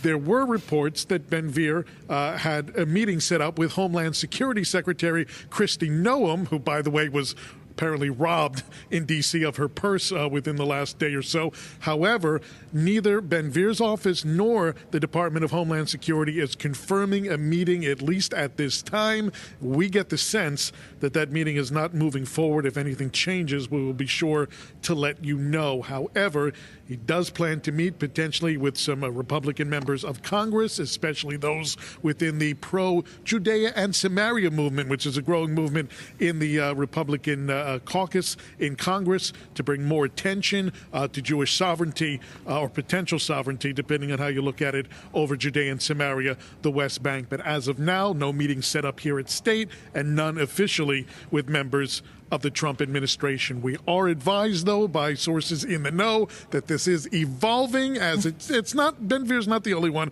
This happens when Israeli ministers come here, and even the prime minister. Meetings kind of generate themselves as you move from place to place. So we'll keep tabs as best we can on the movements of National Security Minister Itamar Ben-Gvir here along the East Coast. Okay, so certainly an evolving trip, it seems. But, Mike, staying on that D.C. portion of the trip, just Ben-Gvir being in the United States marks a significant shift in U.S. policy, as he wasn't allowed to go there under the Biden administration. And so what does this indicate about the Trump administration warming ties, as we've seen these strong ties between the United States and Israel? What should we make of this move? Based on what we've seen over the first few months, this was no surprise at all, or at least that he would be given a visa to travel here, though, again, no meetings in place yet with members of the Trump admin. Remember, in just the first few weeks of this new Trump White House, sanctions that the Biden administration had put in place on settlers in Judea and Samaria, the West Bank, had been lifted. Sanctions on organizations operating there had been lifted as well. And then we saw just, a couple weeks, 3 weeks ago, the minister of the Treasury, Bezalel Smotrich, met with the Treasury Secretary here in Washington, Besson, as well, to, didn't work out too well with the tariffs that were placed on Israel in the end, but at least there was that meeting, the first of its kind for a member of the Israeli far right in a number of years here with any kind of official government agency. So we're seeing these, as you called it, evolving ties, certainly more warm ties between some of what were thought the more untouchable members of the Israeli government coming here to Washington, and at least being able to get an audience, whether it's actually, beneficial to Israel or not, we'll see in the end, but at least they're getting that audience with Trump administration officials. We'll certainly see after the end of this trip exactly what unfolds during his time in the United States. Mike Wagenheim live from the U.S. State Department. Thanks for the update. On the latest spat between Israel and France, Israel canceled visas for 27 left-wing French lawmakers only 2 days before their set trip to Israel and the Palestinian territories. Some officials in France are outraged, calling it, quote, collective punishment. Anna Papiashvili from our I24 News French channel in Paris has the details. Good evening, Nicole. Yes, and these left-wing lawmakers and local officials denounce collective punishment after the cancellation of their visa. This delegation, including among others prominent National Assembly deputies as François Ruffin, Alexis Corbière and Julie Ozen, Green and Socialist group, as well as a communist deputy, Soumia Bouroua, and Senator communist also, Marianne Margaté. They were scheduled to visit Israel and the Palestinian territories from April 20 to 24, invited by the French consulate in Jerusalem. In a joint statement, 17 members of this group, of this official, condemned the visa cancellation as collective punishment, as I said, and a major rupture in diplomatic ties. The revocation also came amid rising diplomatic tension after French President, we remember, Emmanuel Macron, announced that France could recognize a Palestinian state probably in June in the United Nations meeting. They have called French President to intervene, emphasizing that their visa had been approved a month prior. And for its part, the Israeli Ministry of the Interior, in consultation with the Ministry of Foreign Affairs, confirmed that it had revoked the visa of these politicians after receiving information about their political aims, referring Article 40 of the 1952 law, Israeli law, which allows entry to be prohibited for people who had wished to act against the state of Israel and who support the boycott of the country. The Israeli embassy in France added that this trip was organized by a problematic association, France-Palestine Solidarity Association, which, according to the embassy, has known links with terrorism and terrorism-supporting organization. The embassy invites members of this delegation who wish to travel to Israel to do so without being managed by an organization supporting terrorism. End of the quote. Now, U.S. Defense Secretary Pete Hegseth is under fire once again for another questionable use of messaging apps to discuss sensitive military matters. The latest New York Times report says Hegseth's wife, brother, and personal lawyer were all sent details of an imminent attack on the Houthis in Yemen. Our Alex Schloss reports. While the U.S. is sending signals of military might to the Houthis in Yemen, U.S. Defense Secretary Pete Hegseth is once again under fire for sending other signals, namely in a group chat that included his wife, brother, and lawyer. According to sources familiar with the matter, the Pentagon chief shared detailed plans for military operations against the Iran-backed Houthis in Yemen on the encrypted messaging app Signal. This isn't the first time Hegseth has come under scrutiny for using an unclassified messaging system to share highly sensitive information. Just last month, Hegseth shared plans for airstrikes on Yemen in a Signal group chat that included all of the Trump administration's top security officials, Vice President Vance, as well as, mistakenly, editor-in-chief of The Atlantic, Jeffrey Goldberg. Nobody was texting war plans, and that's all I have to say about that. Thank you. The second chat reportedly included about a dozen people and was set up during the defense secretary's confirmation process to discuss administrative issues rather than detailed military planning. However, the chat is said to have also included the schedule for U.S. airstrikes in Yemen. I don't know that Signal works. I think Signal could be defective, to be honest with you. And I think that's what we have to, because you use Signal and we use Signal and everybody uses Signal, but it could be a defective platform, and we're going to have to find that out. Democratic lawmakers have criticized Hegseth, claiming he is no longer fit for his position. The details keep coming out. We keep learning how Pete Hegseth put lives at risk. But Trump is still too weak to fire him. Pete Hegseth must be fired. While the Trump administration has aggressively pursued leakers, with several senior Pentagon officials ousted just last week as part of an internal investigation, Hegseth himself has even called for an FBI probe into leaks from the Pentagon, accusing officials around him of leaking information to undermine the administration. That's not going to happen in Donald Trump's Pentagon. There will be real standards for success. Everyone from the top, from the most senior general to the most lowly private, will ensure that they're treated fairly, men and women, inside that system. Although no journalists like Goldberg were present in the second group chat to expose the use of unsecure messaging apps for sensitive military planning, the administration's reliance on social media will undoubtedly remain a concern for those trying to keep military intel out of the public domain. White House spokeswoman Caroline Leavitt said President Trump stands behind Hegseth despite these reports. And Hegseth himself is lashing out at what he calls media hoaxers. Here's more from the U.S. Defense Secretary. You know, what a big surprise that a few leakers get fired and suddenly a bunch of hit pieces come out from the same media that peddled the Russia hoax. Won't give back their Pulitzers. They got Pulitzers for a bunch of lies. Pulitzers for a bunch of lies and on hoaxes time and time and time again. And as they peddle those lies, no one ever calls them on it. See, this is what the media does. They take anonymous sources from disgruntled former employees, and then they try to slash and burn people and ruin their reputations. Not going to work with me. Now, as Iran nuclear talks progress, reports say Moscow may play a role in a potential deal. The Guardian is reporting that Russia could be a possible destination for Iran's uranium stockpile. This as Omid Sultan is set to meet with Russian President Vladimir Putin in Moscow on Tuesday. Here's what we know.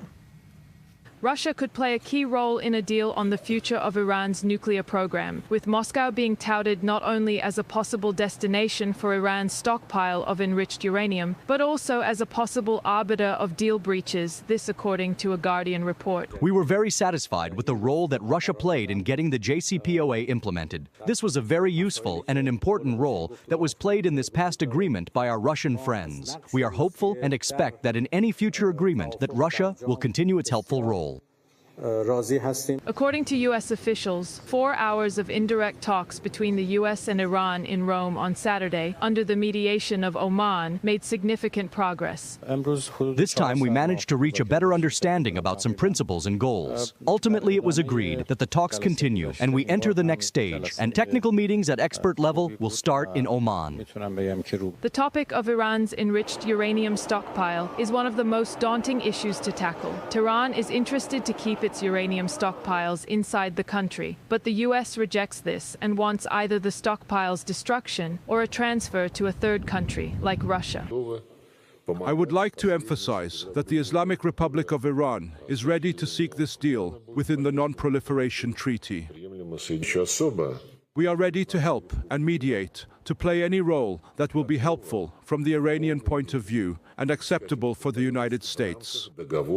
As a veto-wielding UN Security Council member and signatory to a previous deal, just like European countries, France, UK, and Germany, who were moved aside during recent Washington-Tehran negotiations. After Oman's foreign ministry confirmed that Aragchi and Witkoff agreed to move into the next phase of negotiations aimed at reaching a fair, lasting, and binding agreement, Oman's Sultan is visiting Moscow on Monday, where he is expected to discuss the nuclear talks with Russian leadership. For more, I want to welcome now John Hardy, the director of the Russia program at the Foundation for Defense of Democracies. John, thanks for being with us on The Rundown this evening. It seems Moscow could reportedly be the destination of Iran's enriched uranium. But with this report, what safety does that actually provide? Any assurances that Moscow then doesn't even give back this enriched uranium to Iran? What should we make of this report?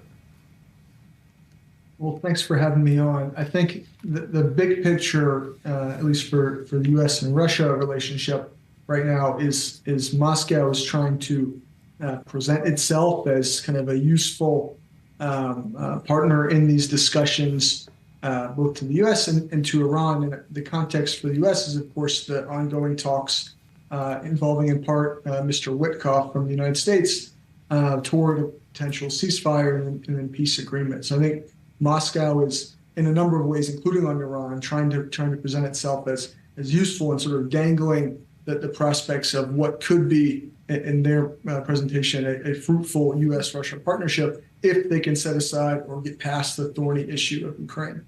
Well, it seems Moscow is certainly trying to present that facade, perhaps, but is that the truth? Could Russia really be a neutral mediator between the United States and Iran, or does they have more of a sense to sway either way when it comes to such a major issue such as the Iran nuclear deal?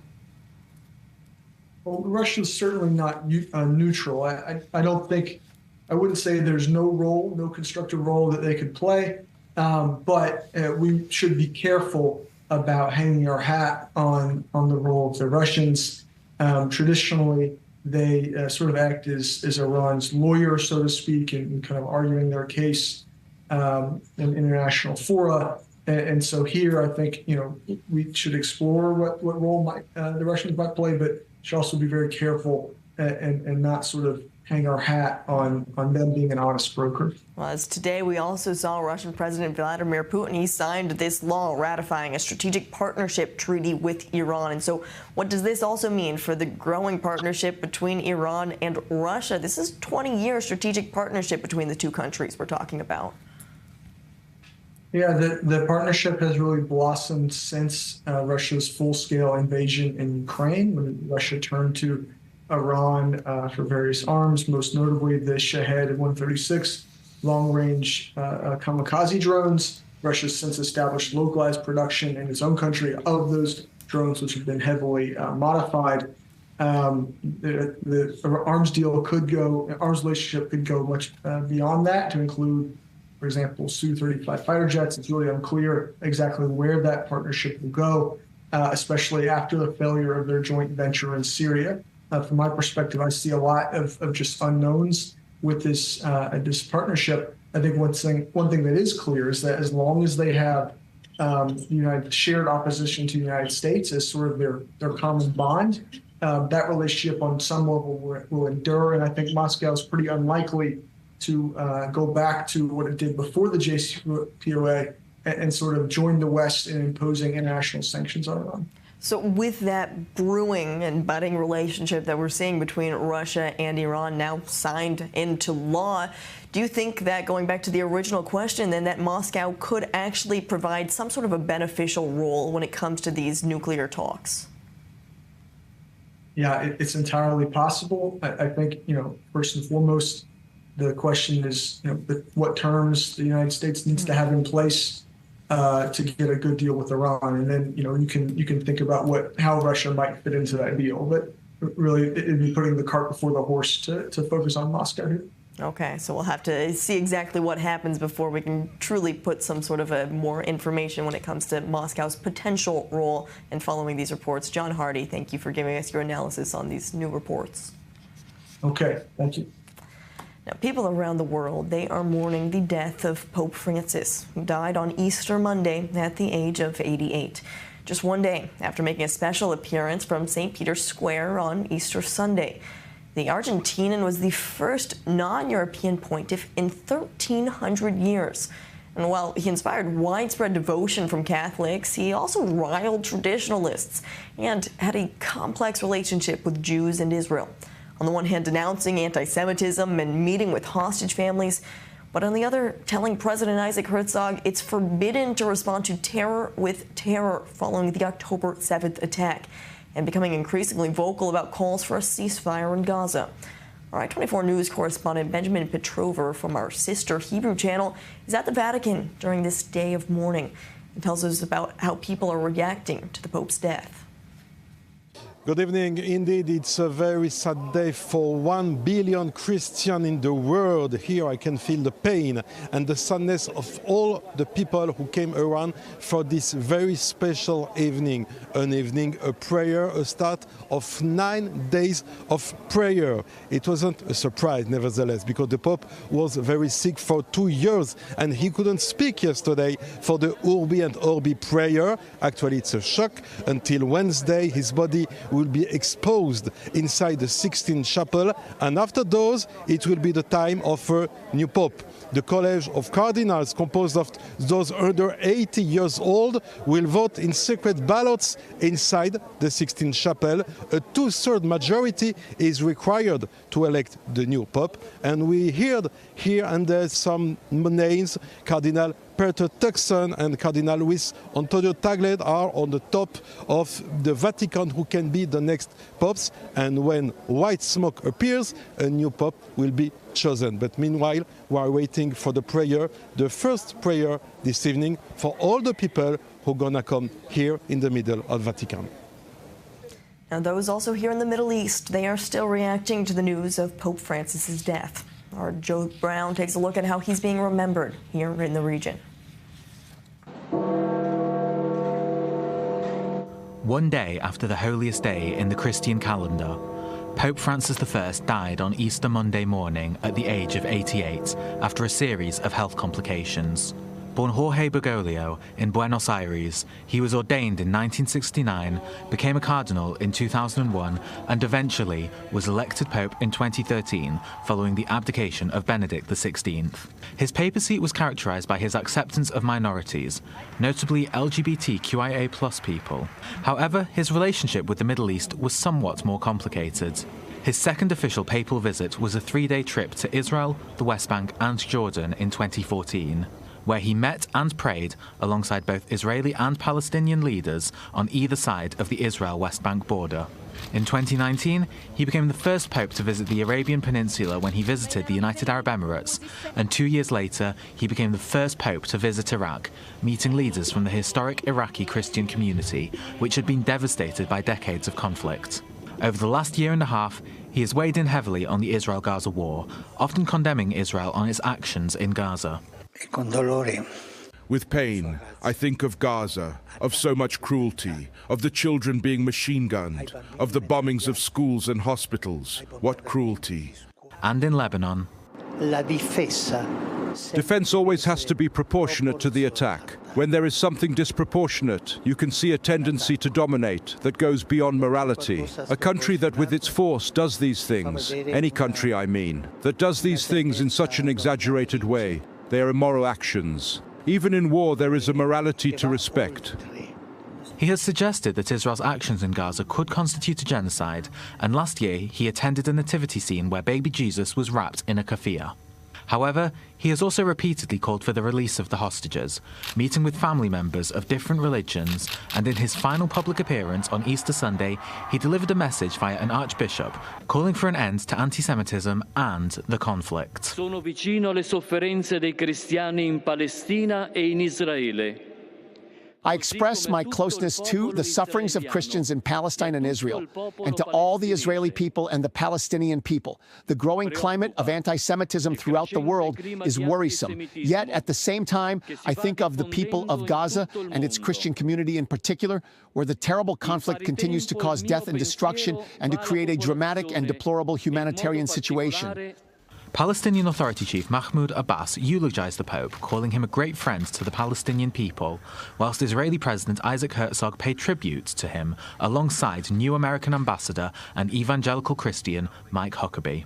You and I are both people of faith, and I know we share the deepest hope that his memory inspire acts of kindness and unity, dialogue between peoples, and hope for humanity. A new pope will be appointed within the coming days or weeks. But as the Catholic world mourns, Pope Francis's legacy in the Middle East and around the world has been cemented. Today is a day of grief for so many around the world, including here in the Middle East. And for more, we want to welcome now Father Rafik Nahara, a bishop of Nazareth.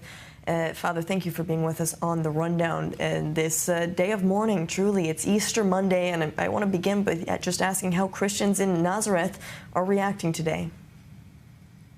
Well, first of all, it is Easter, so there is the joy of Easter. And, you know, for us Christians, we believe in the resurrection of the dead. It is sad to lose Pope Francis, but it is a beautiful death in a meaning that he finished his life serving. Up to yesterday, he wanted to be present on the square and to talk to the people, to give them the blessing. And then today it's Easter. For us, Easter is 7 days. So he died on Easter. It's a wonderful day to finish his life, a life of service and of fidelity. Mm-hmm. And with that, then, what is the legacy that Pope Francis leaves behind specifically for Israel and the Middle East? As it has been a complicated one, specifically over the past 18 months as the war in Gaza rages on. You're right. First of all, I want to remind that Pope Francis is a friend of Israel. He's not an enemy of Israel. He was the first pope who, when he came to visit Israel, he visited the grave of Theodor Herzl. He went also to visit the memorial of the victims of acts of terror. And it tells us a lot about his feelings towards Israel. And he always spoke against anti-Semitism. So Pope Francis is a friend of Israel. He's not an enemy of Israel. But for him, he was also, in the same time, he was always in touch with the parish, the small parish that we have, the Catholic parish in Gaza. He called them every day. He was to encourage them because they are really isolated, to tell the truth, completely isolated. So he showed them much mercy, and that's why he wanted the end of the war. Finally, he was not the only leader inviting to the end of violence. At the beginning of the war, he condemned what Hamas did. This was clear. But at a certain moment, he considered that there are other ways to release the hostages and then to find a solution. And the only solution is not violence, because violence also will cause violence. Now we are in the middle of the war, but we need to think also about the consequences of the war. Once the war is finished, children who are suffering today, what will they do? What will be their project in life? I mean, so all those suffering in Gaza. There is much suffering in Israel, for sure. But I mean, those who are in Gaza, what will be the consequence of this prolonged violence? This is the question. So that's why he was inviting to the end of the violence and to find a solution as much as possible. An end to the suffering and an end to the war. It's a good message to be spread from Pope Francis. Father Rafik Nahara, what's next? You mentioned that Easter for the Catholics, it lasts 7 days, but so does this mourning period. It's several days long. And so how do these Christians right now struggle with these two emotions being felt, the celebration of Easter followed by these days of mourning as well? What's to come? Yeah, but you know, once again, Pope Francis was an old man. And it's a good thing. I mean, when you served all your life to go to the encounter with God, which is death. It's not a sad thing. I mean, I think that many people, we are sad that we will not hear his voice, we will not receive his messages, but in the same time, we need to prepare the future. So, and our people now, it's not, I mean, the difficulty of our communities are not essentially this thing. Our difficulty, our suffering in the north are other problems. So it's not really so the mourning of the Pope, yeah, of course, we will pray for him.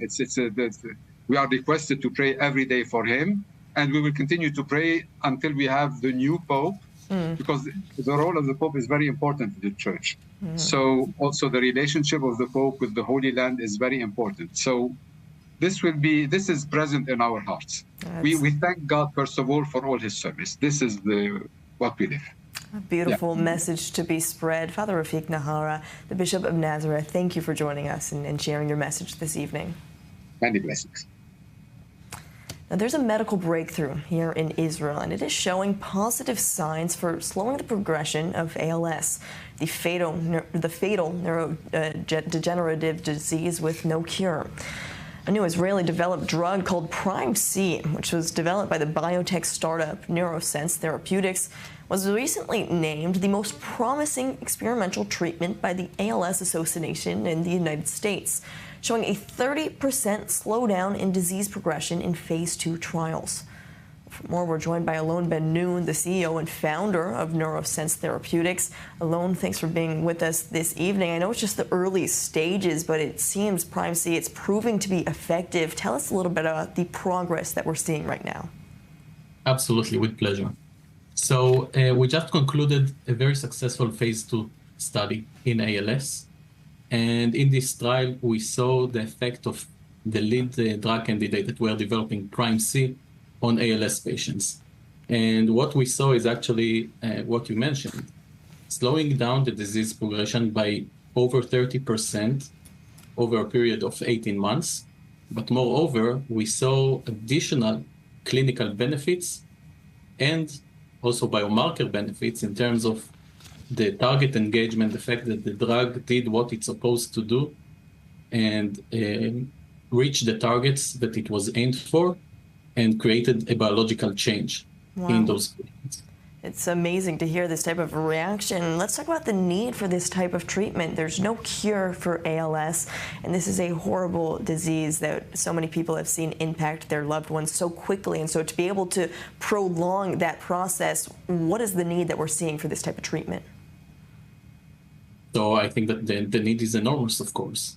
It's a huge unmet need in the field of ALS. And patients need, first, a better quality of life, and second, to extend the lifespan. In this disease, it takes approximately 2 to 5 years until the patient dies. And it's very unfortunate, but we believe that we can not only extend the patient lifespan, but also improve the quality of life and maintain functionalities over time for a longer period of time, and by that to maintain the patients more independent And also it brings relief to their families as well. It's amazing that there is these signs of progress. And so what's next? Phase 3, perhaps? What should we expect to see coming from Prime C? Yes. So we do intend to run a phase 3 study to confirm the findings that we saw in the phase 2 clinical trial. The study will take place in the United States, Europe, and Israel, of course. But moreover, we are also approaching, and we already approach Health Canada, since they have a regulatory pathway to approve promising therapies based on phase 2 clinical studies when there is a huge unmet need, and we are meeting both the fact that there is indeed a huge unmet need for a good therapy, and of course the promising results from our phase 2 study. So we have high expectations to get the drug approved in Canada first. And we are also working on potential partnership that could bring or move faster the phase 3 program, since through this potential partnership, we will be able to fund the phase 3 study, which is very costly. Amazing to hear the work that you're doing, and we'll certainly be wanting to follow up on phase 3 of the Prime C drug. Alon Ben-Nun, the CEO and founder of Neurosense Therapeutics, thanks for being with us on the rundown and sharing the amazing breakthrough it seems like you guys are developing. Thank you very much for having us. Thank you. Now, on that inspiring note, we're ending this latest edition of The Rundown here on i24 News. You can always head to i24news.tv or any of our social accounts for more updates on any of the latest developments happening right here in Israel, the Middle East, and around the world. As always, I'm Nicole Zedek, and thank you so much for tuning in.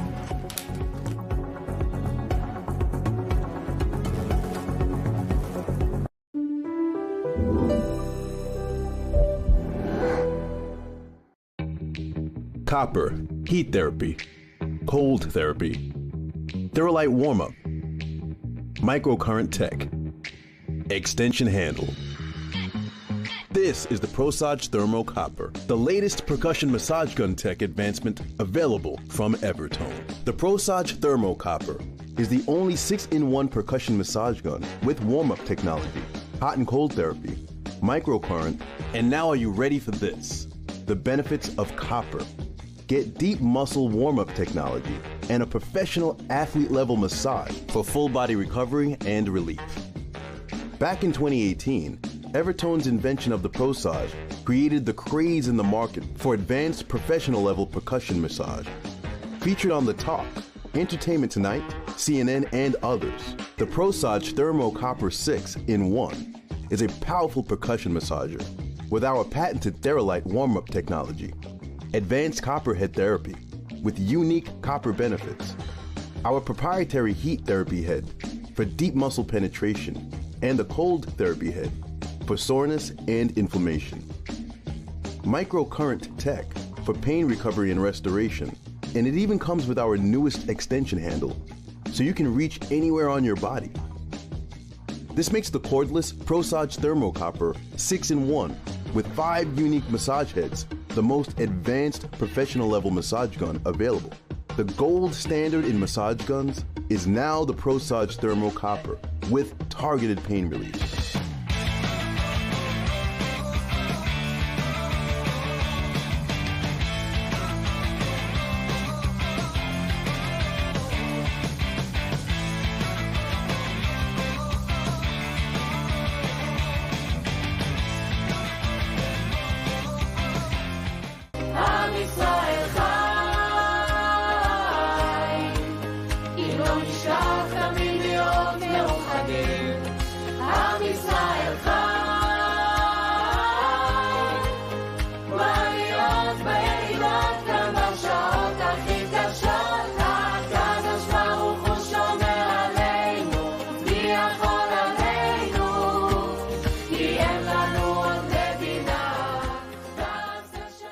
Dance, music, and magic immerse you in the story of Jerusalem. This is Jerusalem, an unforgettable musical where the past and present meet. Welcome to the heart of the most sought-after city in the world. A unique experience only at Kikar HaMusika. Reserve now at thisisjerusalem.co.il.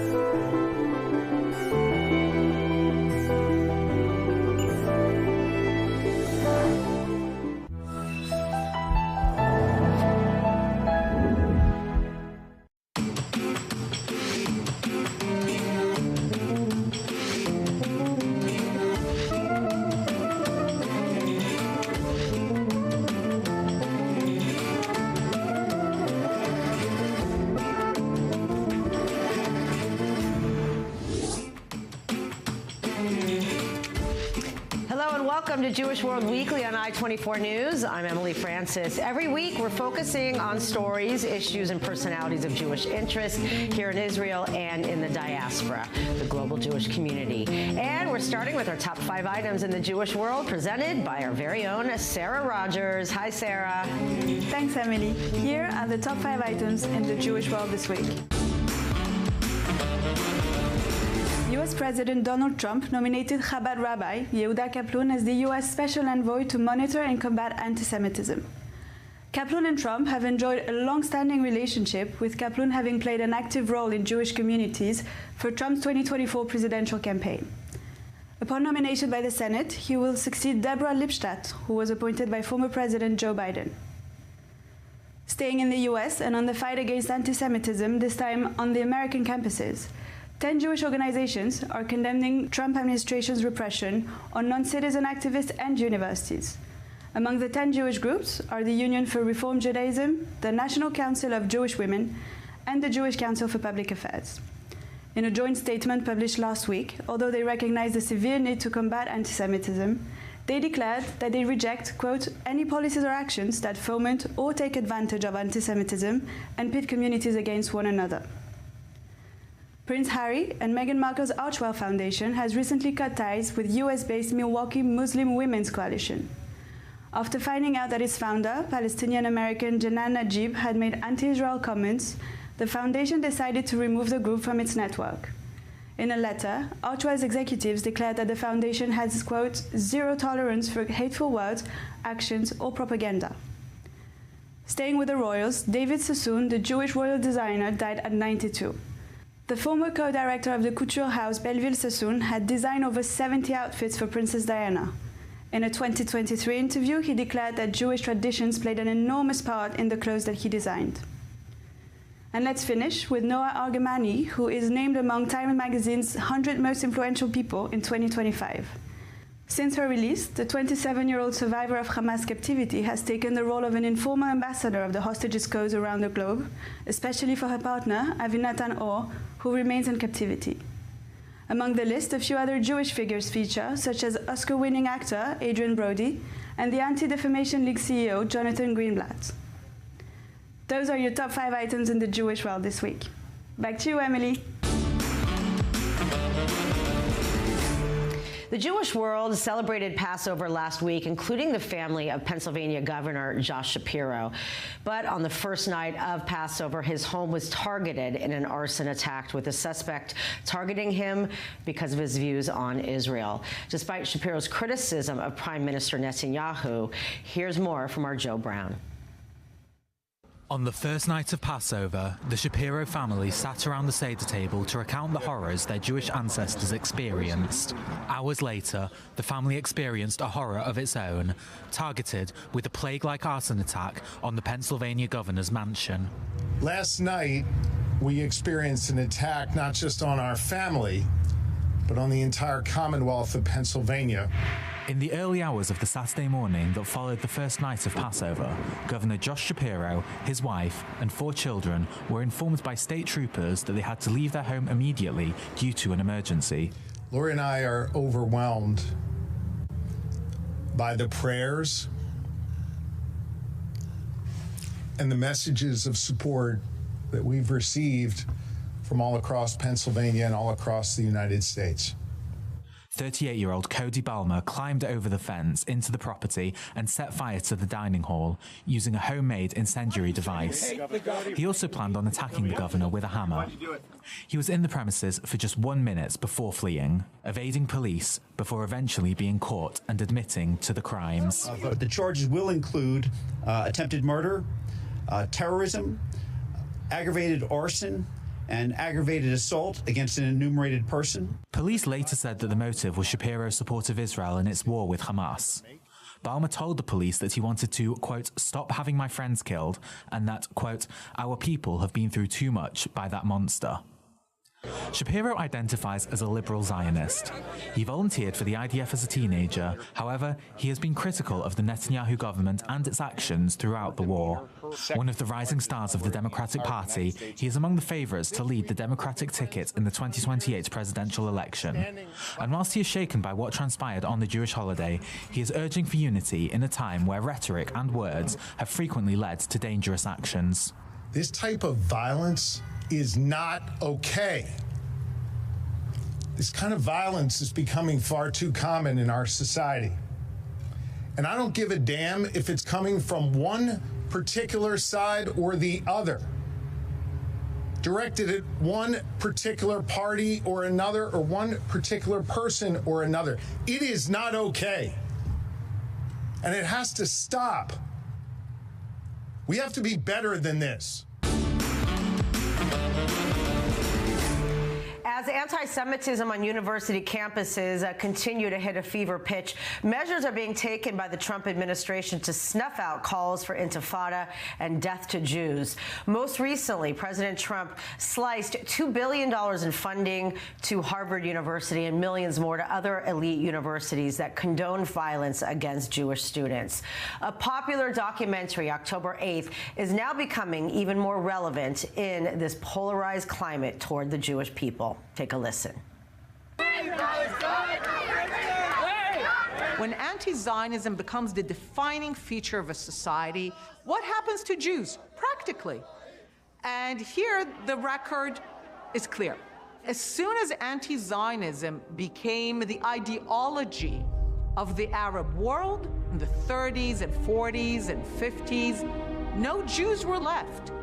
And you are talking about Jewish communities that predated the Arab and Muslim conquests of North Africa and the Levant and the Middle East. And the mechanism is always the same. They say we have nothing against Jews. It's not about Jews.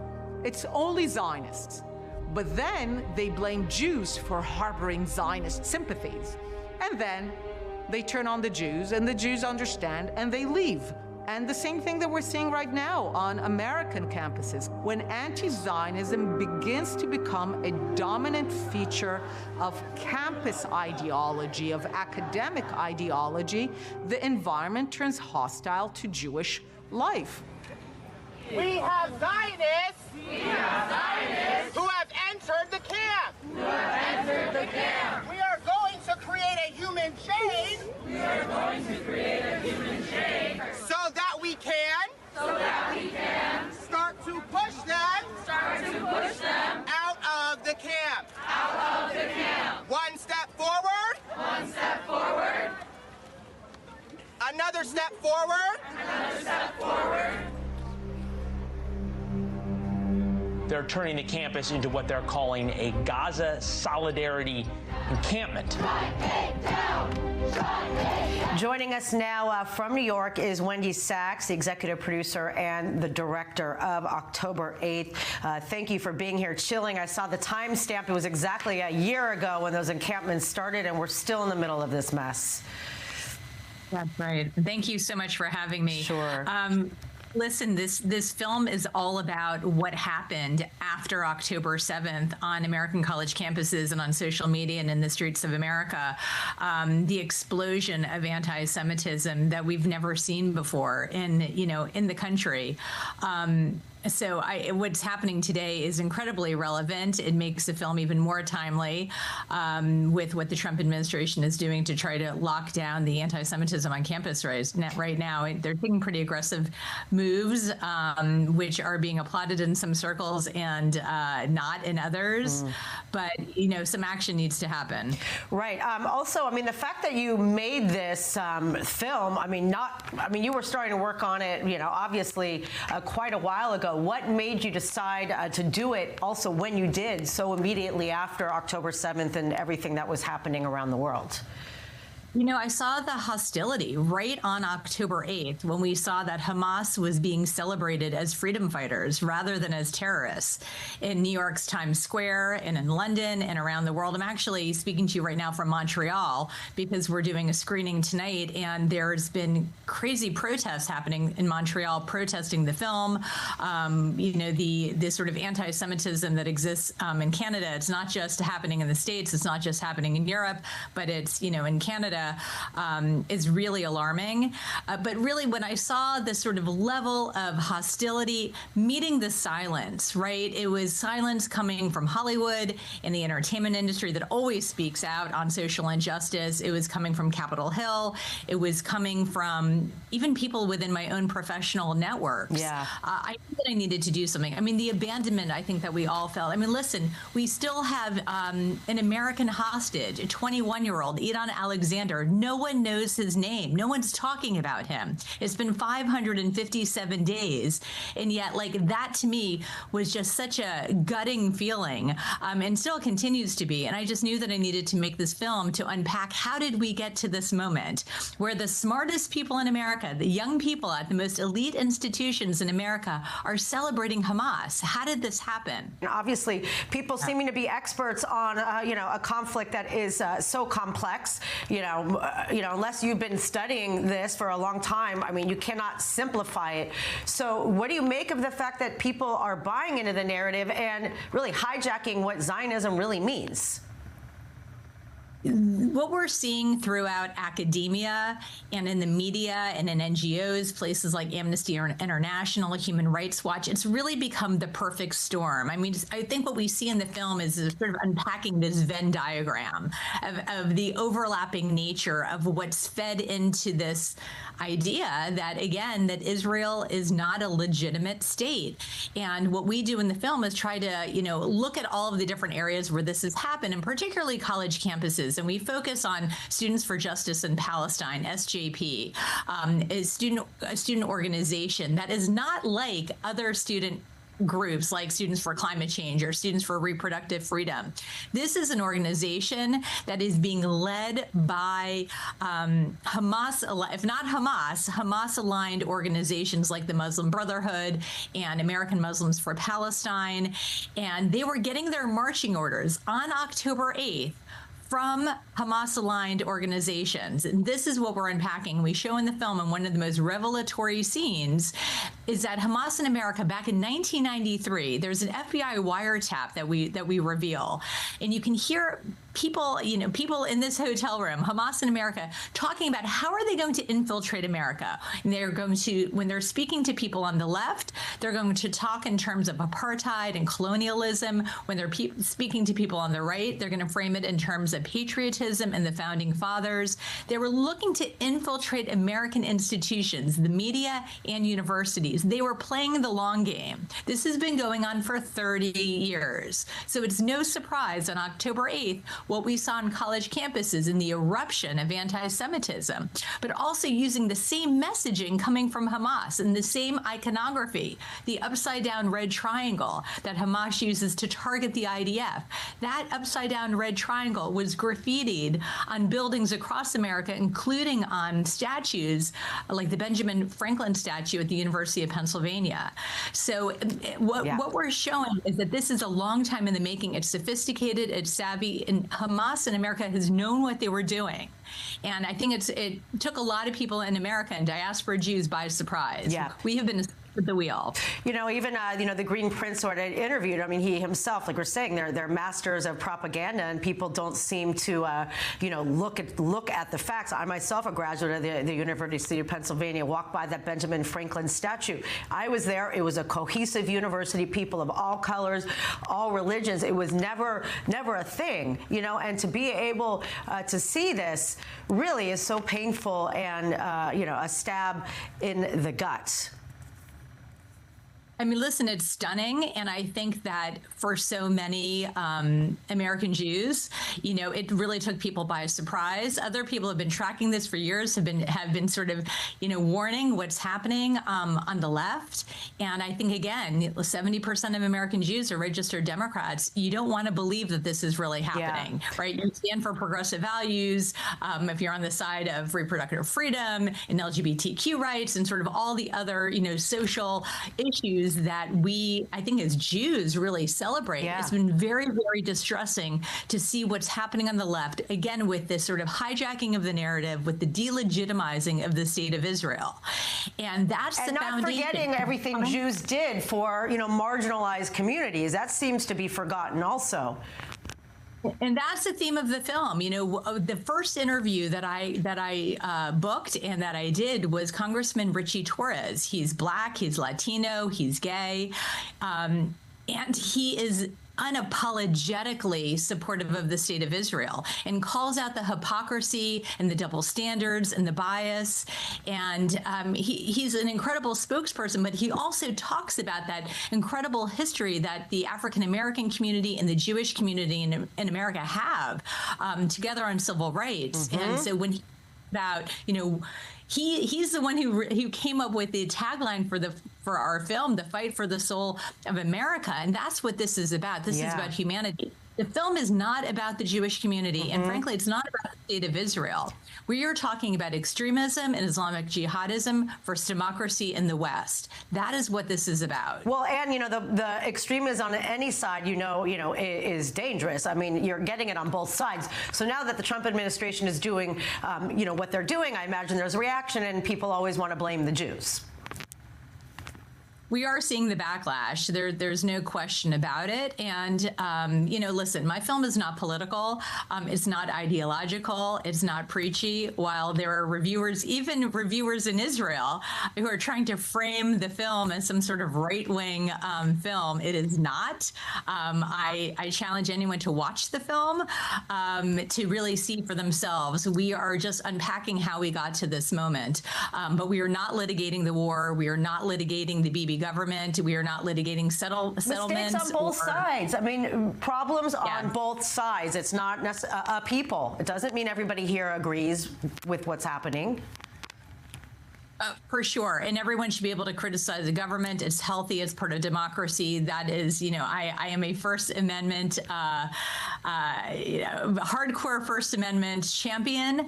And I believe that everyone should be able to have freedom of expression. But we are talking about hate speech. We are talking about crossing the line. We are talking about the Jewish community, Jewish students being targeted and harassed and bullied and threatened in a way that would never be allowed to any other community. It just wouldn't be allowed to happen on a college campus. That's what we're talking about here. It's not about free speech. Well, thank you very much, Wendy. I mean, definitely a noble project, a lot of bravery. I imagine you're you know, getting a lot of backlash yourself, and you know, good for you for doing something about it. Thank you very much. Thank you so much for having me. Of course. Known as the Parliament of the Jewish People, the World Zionist Congress elections take place every 4 years, but this year's election is especially important in the wake of the October 7th massacre and war against Hamas, with candidates from 22 different political parties. However, there are new allegations that a handful of those parties engaged in voter fraud, with reports showing that several thousand votes for these particular parties were cast from the same location using suspicious credit cards and unverifiable contact details. The director of the American Zionist movement overseeing the election is investigating and saying, quote, "We are trying to ensure a fair and transparent election, and as well as being vigilant in identifying and stopping any fraudulent behavior." Joining us now from Washington is senior U.S. correspondent Mike Wagenheim. Hello to you, Mike. Let's start with, please explain the World Zionist Congress and why these elections are so important. As you mentioned, Emily, this is the Parliament of the Jewish people. This Congress goes back to 1897, to Theodore Herzl's creation, and it involves essentially control over billions of dollars that go to major Jewish institutions like the Jewish Agency for Israel and other entities, and it controls not only the money but the influence over how those institutions act with regards to any number of issues that affect Jewish life in Israel and in the diaspora as well. It controls the extent of religious affairs and the separation between religion and state, even judicial reform. It's essentially a referendum not only on the Israeli government itself, but on Jewish leadership here in the diaspora too. So there's a lot of vying for control, a lot of vying to direct the next few years of where Jewish life is headed, not only in Israel, but around the world. It means a lot to a lot of different people around the globe, Emily. Well, and especially, whoever makes those seats, obviously their work is very, very important. But it's, as if we don't have enough fraud, political division in the world. What are these accusations? And do you know, are the groups very different that are being accused or more along the same lines?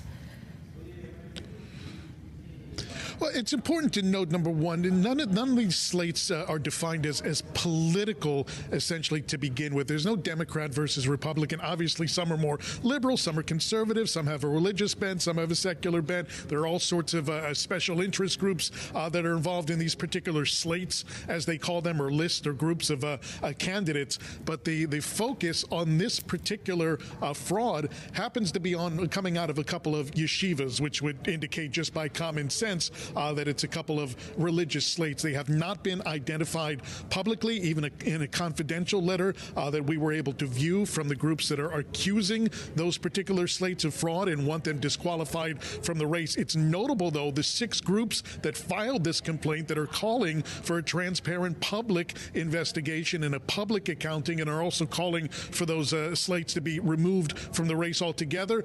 Those groups are very, very divergent from all over the religious and political, if you will, spectrum. So it's an odd coalition of groups that are calling right now for full transparency in this purported fraud. And it just goes to show that the momentum is there to push for this, especially now. It's so important, these elections and what they're going to be doing moving forward. Thank you very much, Senior U.S. Correspondent Mike Wagenheim.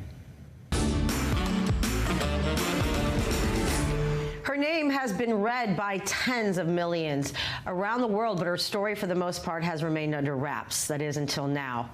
Ilse Wagner was a classmate of Anne Frank, and she also died in a Nazi death camp.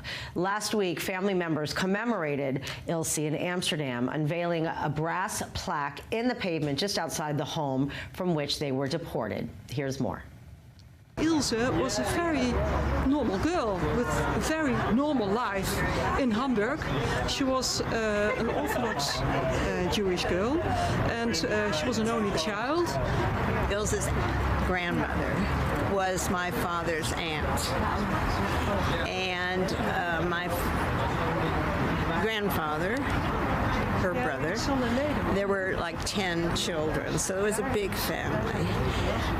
And they would get together a lot on Shabbat and holidays. After the Kristallnacht, the pogrom, then they decided to come to the Netherlands, and she became one of the friends of Anne Frank. In Hamburg, there are Stoppelsteins for both my grandmothers who were killed.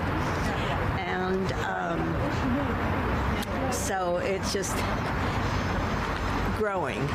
The family is growing as far as Stoppelsteins go. And this is beautiful, beautiful. And it's beautiful they're all together. Because they weren't, they were separated and killed. Something like 6 million is a figure you can't fathom. And but one, if you tell the story of one person, that might translate, that might transfer to another human being. More on history seemingly to report itself. We're introducing you to another Holocaust survivor, 103-year-old Margot Friedlander, who received Germany's Westphalian Peace Prize for her lifetime achievement. This prize honors special commitment to sustainable peace and international understanding, something that Margot was doing her whole life with her commitment to educating a younger generation about the horrors of the Holocaust. Here's more from our Lynn Plachmeyer. 103-year-old Holocaust survivor Margot Friedlander has won the prestigious German prize, the International Award of the Peace of Westphalia, for her long contribution to humanity, tolerance, peace and democracy. Ich spreche nicht für. I'm not speaking for the 6 million innocent people who were killed, but for all the people who were murdered because people did not respect them as human beings. Today is another time when peace is under threat, both externally and internally. I don't need many words for my message. There is no Christian blood, no Muslim blood, no Jewish blood. There is only human blood. We are all the same. Be human beings. Friedlander was born in Berlin in 1921 and was the sole survivor of her family during the Holocaust, having been transported to Theresienstadt in 1944. After more than 60 years in exile in New York, Friedlander returned to Berlin at the age of 88 and took German citizenship to pass on her message to the younger generation, engaging in school visits and other events. Through the years, she became one of the oldest and most famous Holocaust survivors in the world, and even becoming a choice for the front page of a fashion Vogue magazine last year. German President Frank-Walter Steinmeier applauded Friedlander's efforts in a speech during the ceremony. Verantwortung kennt keinen Schlussstrich.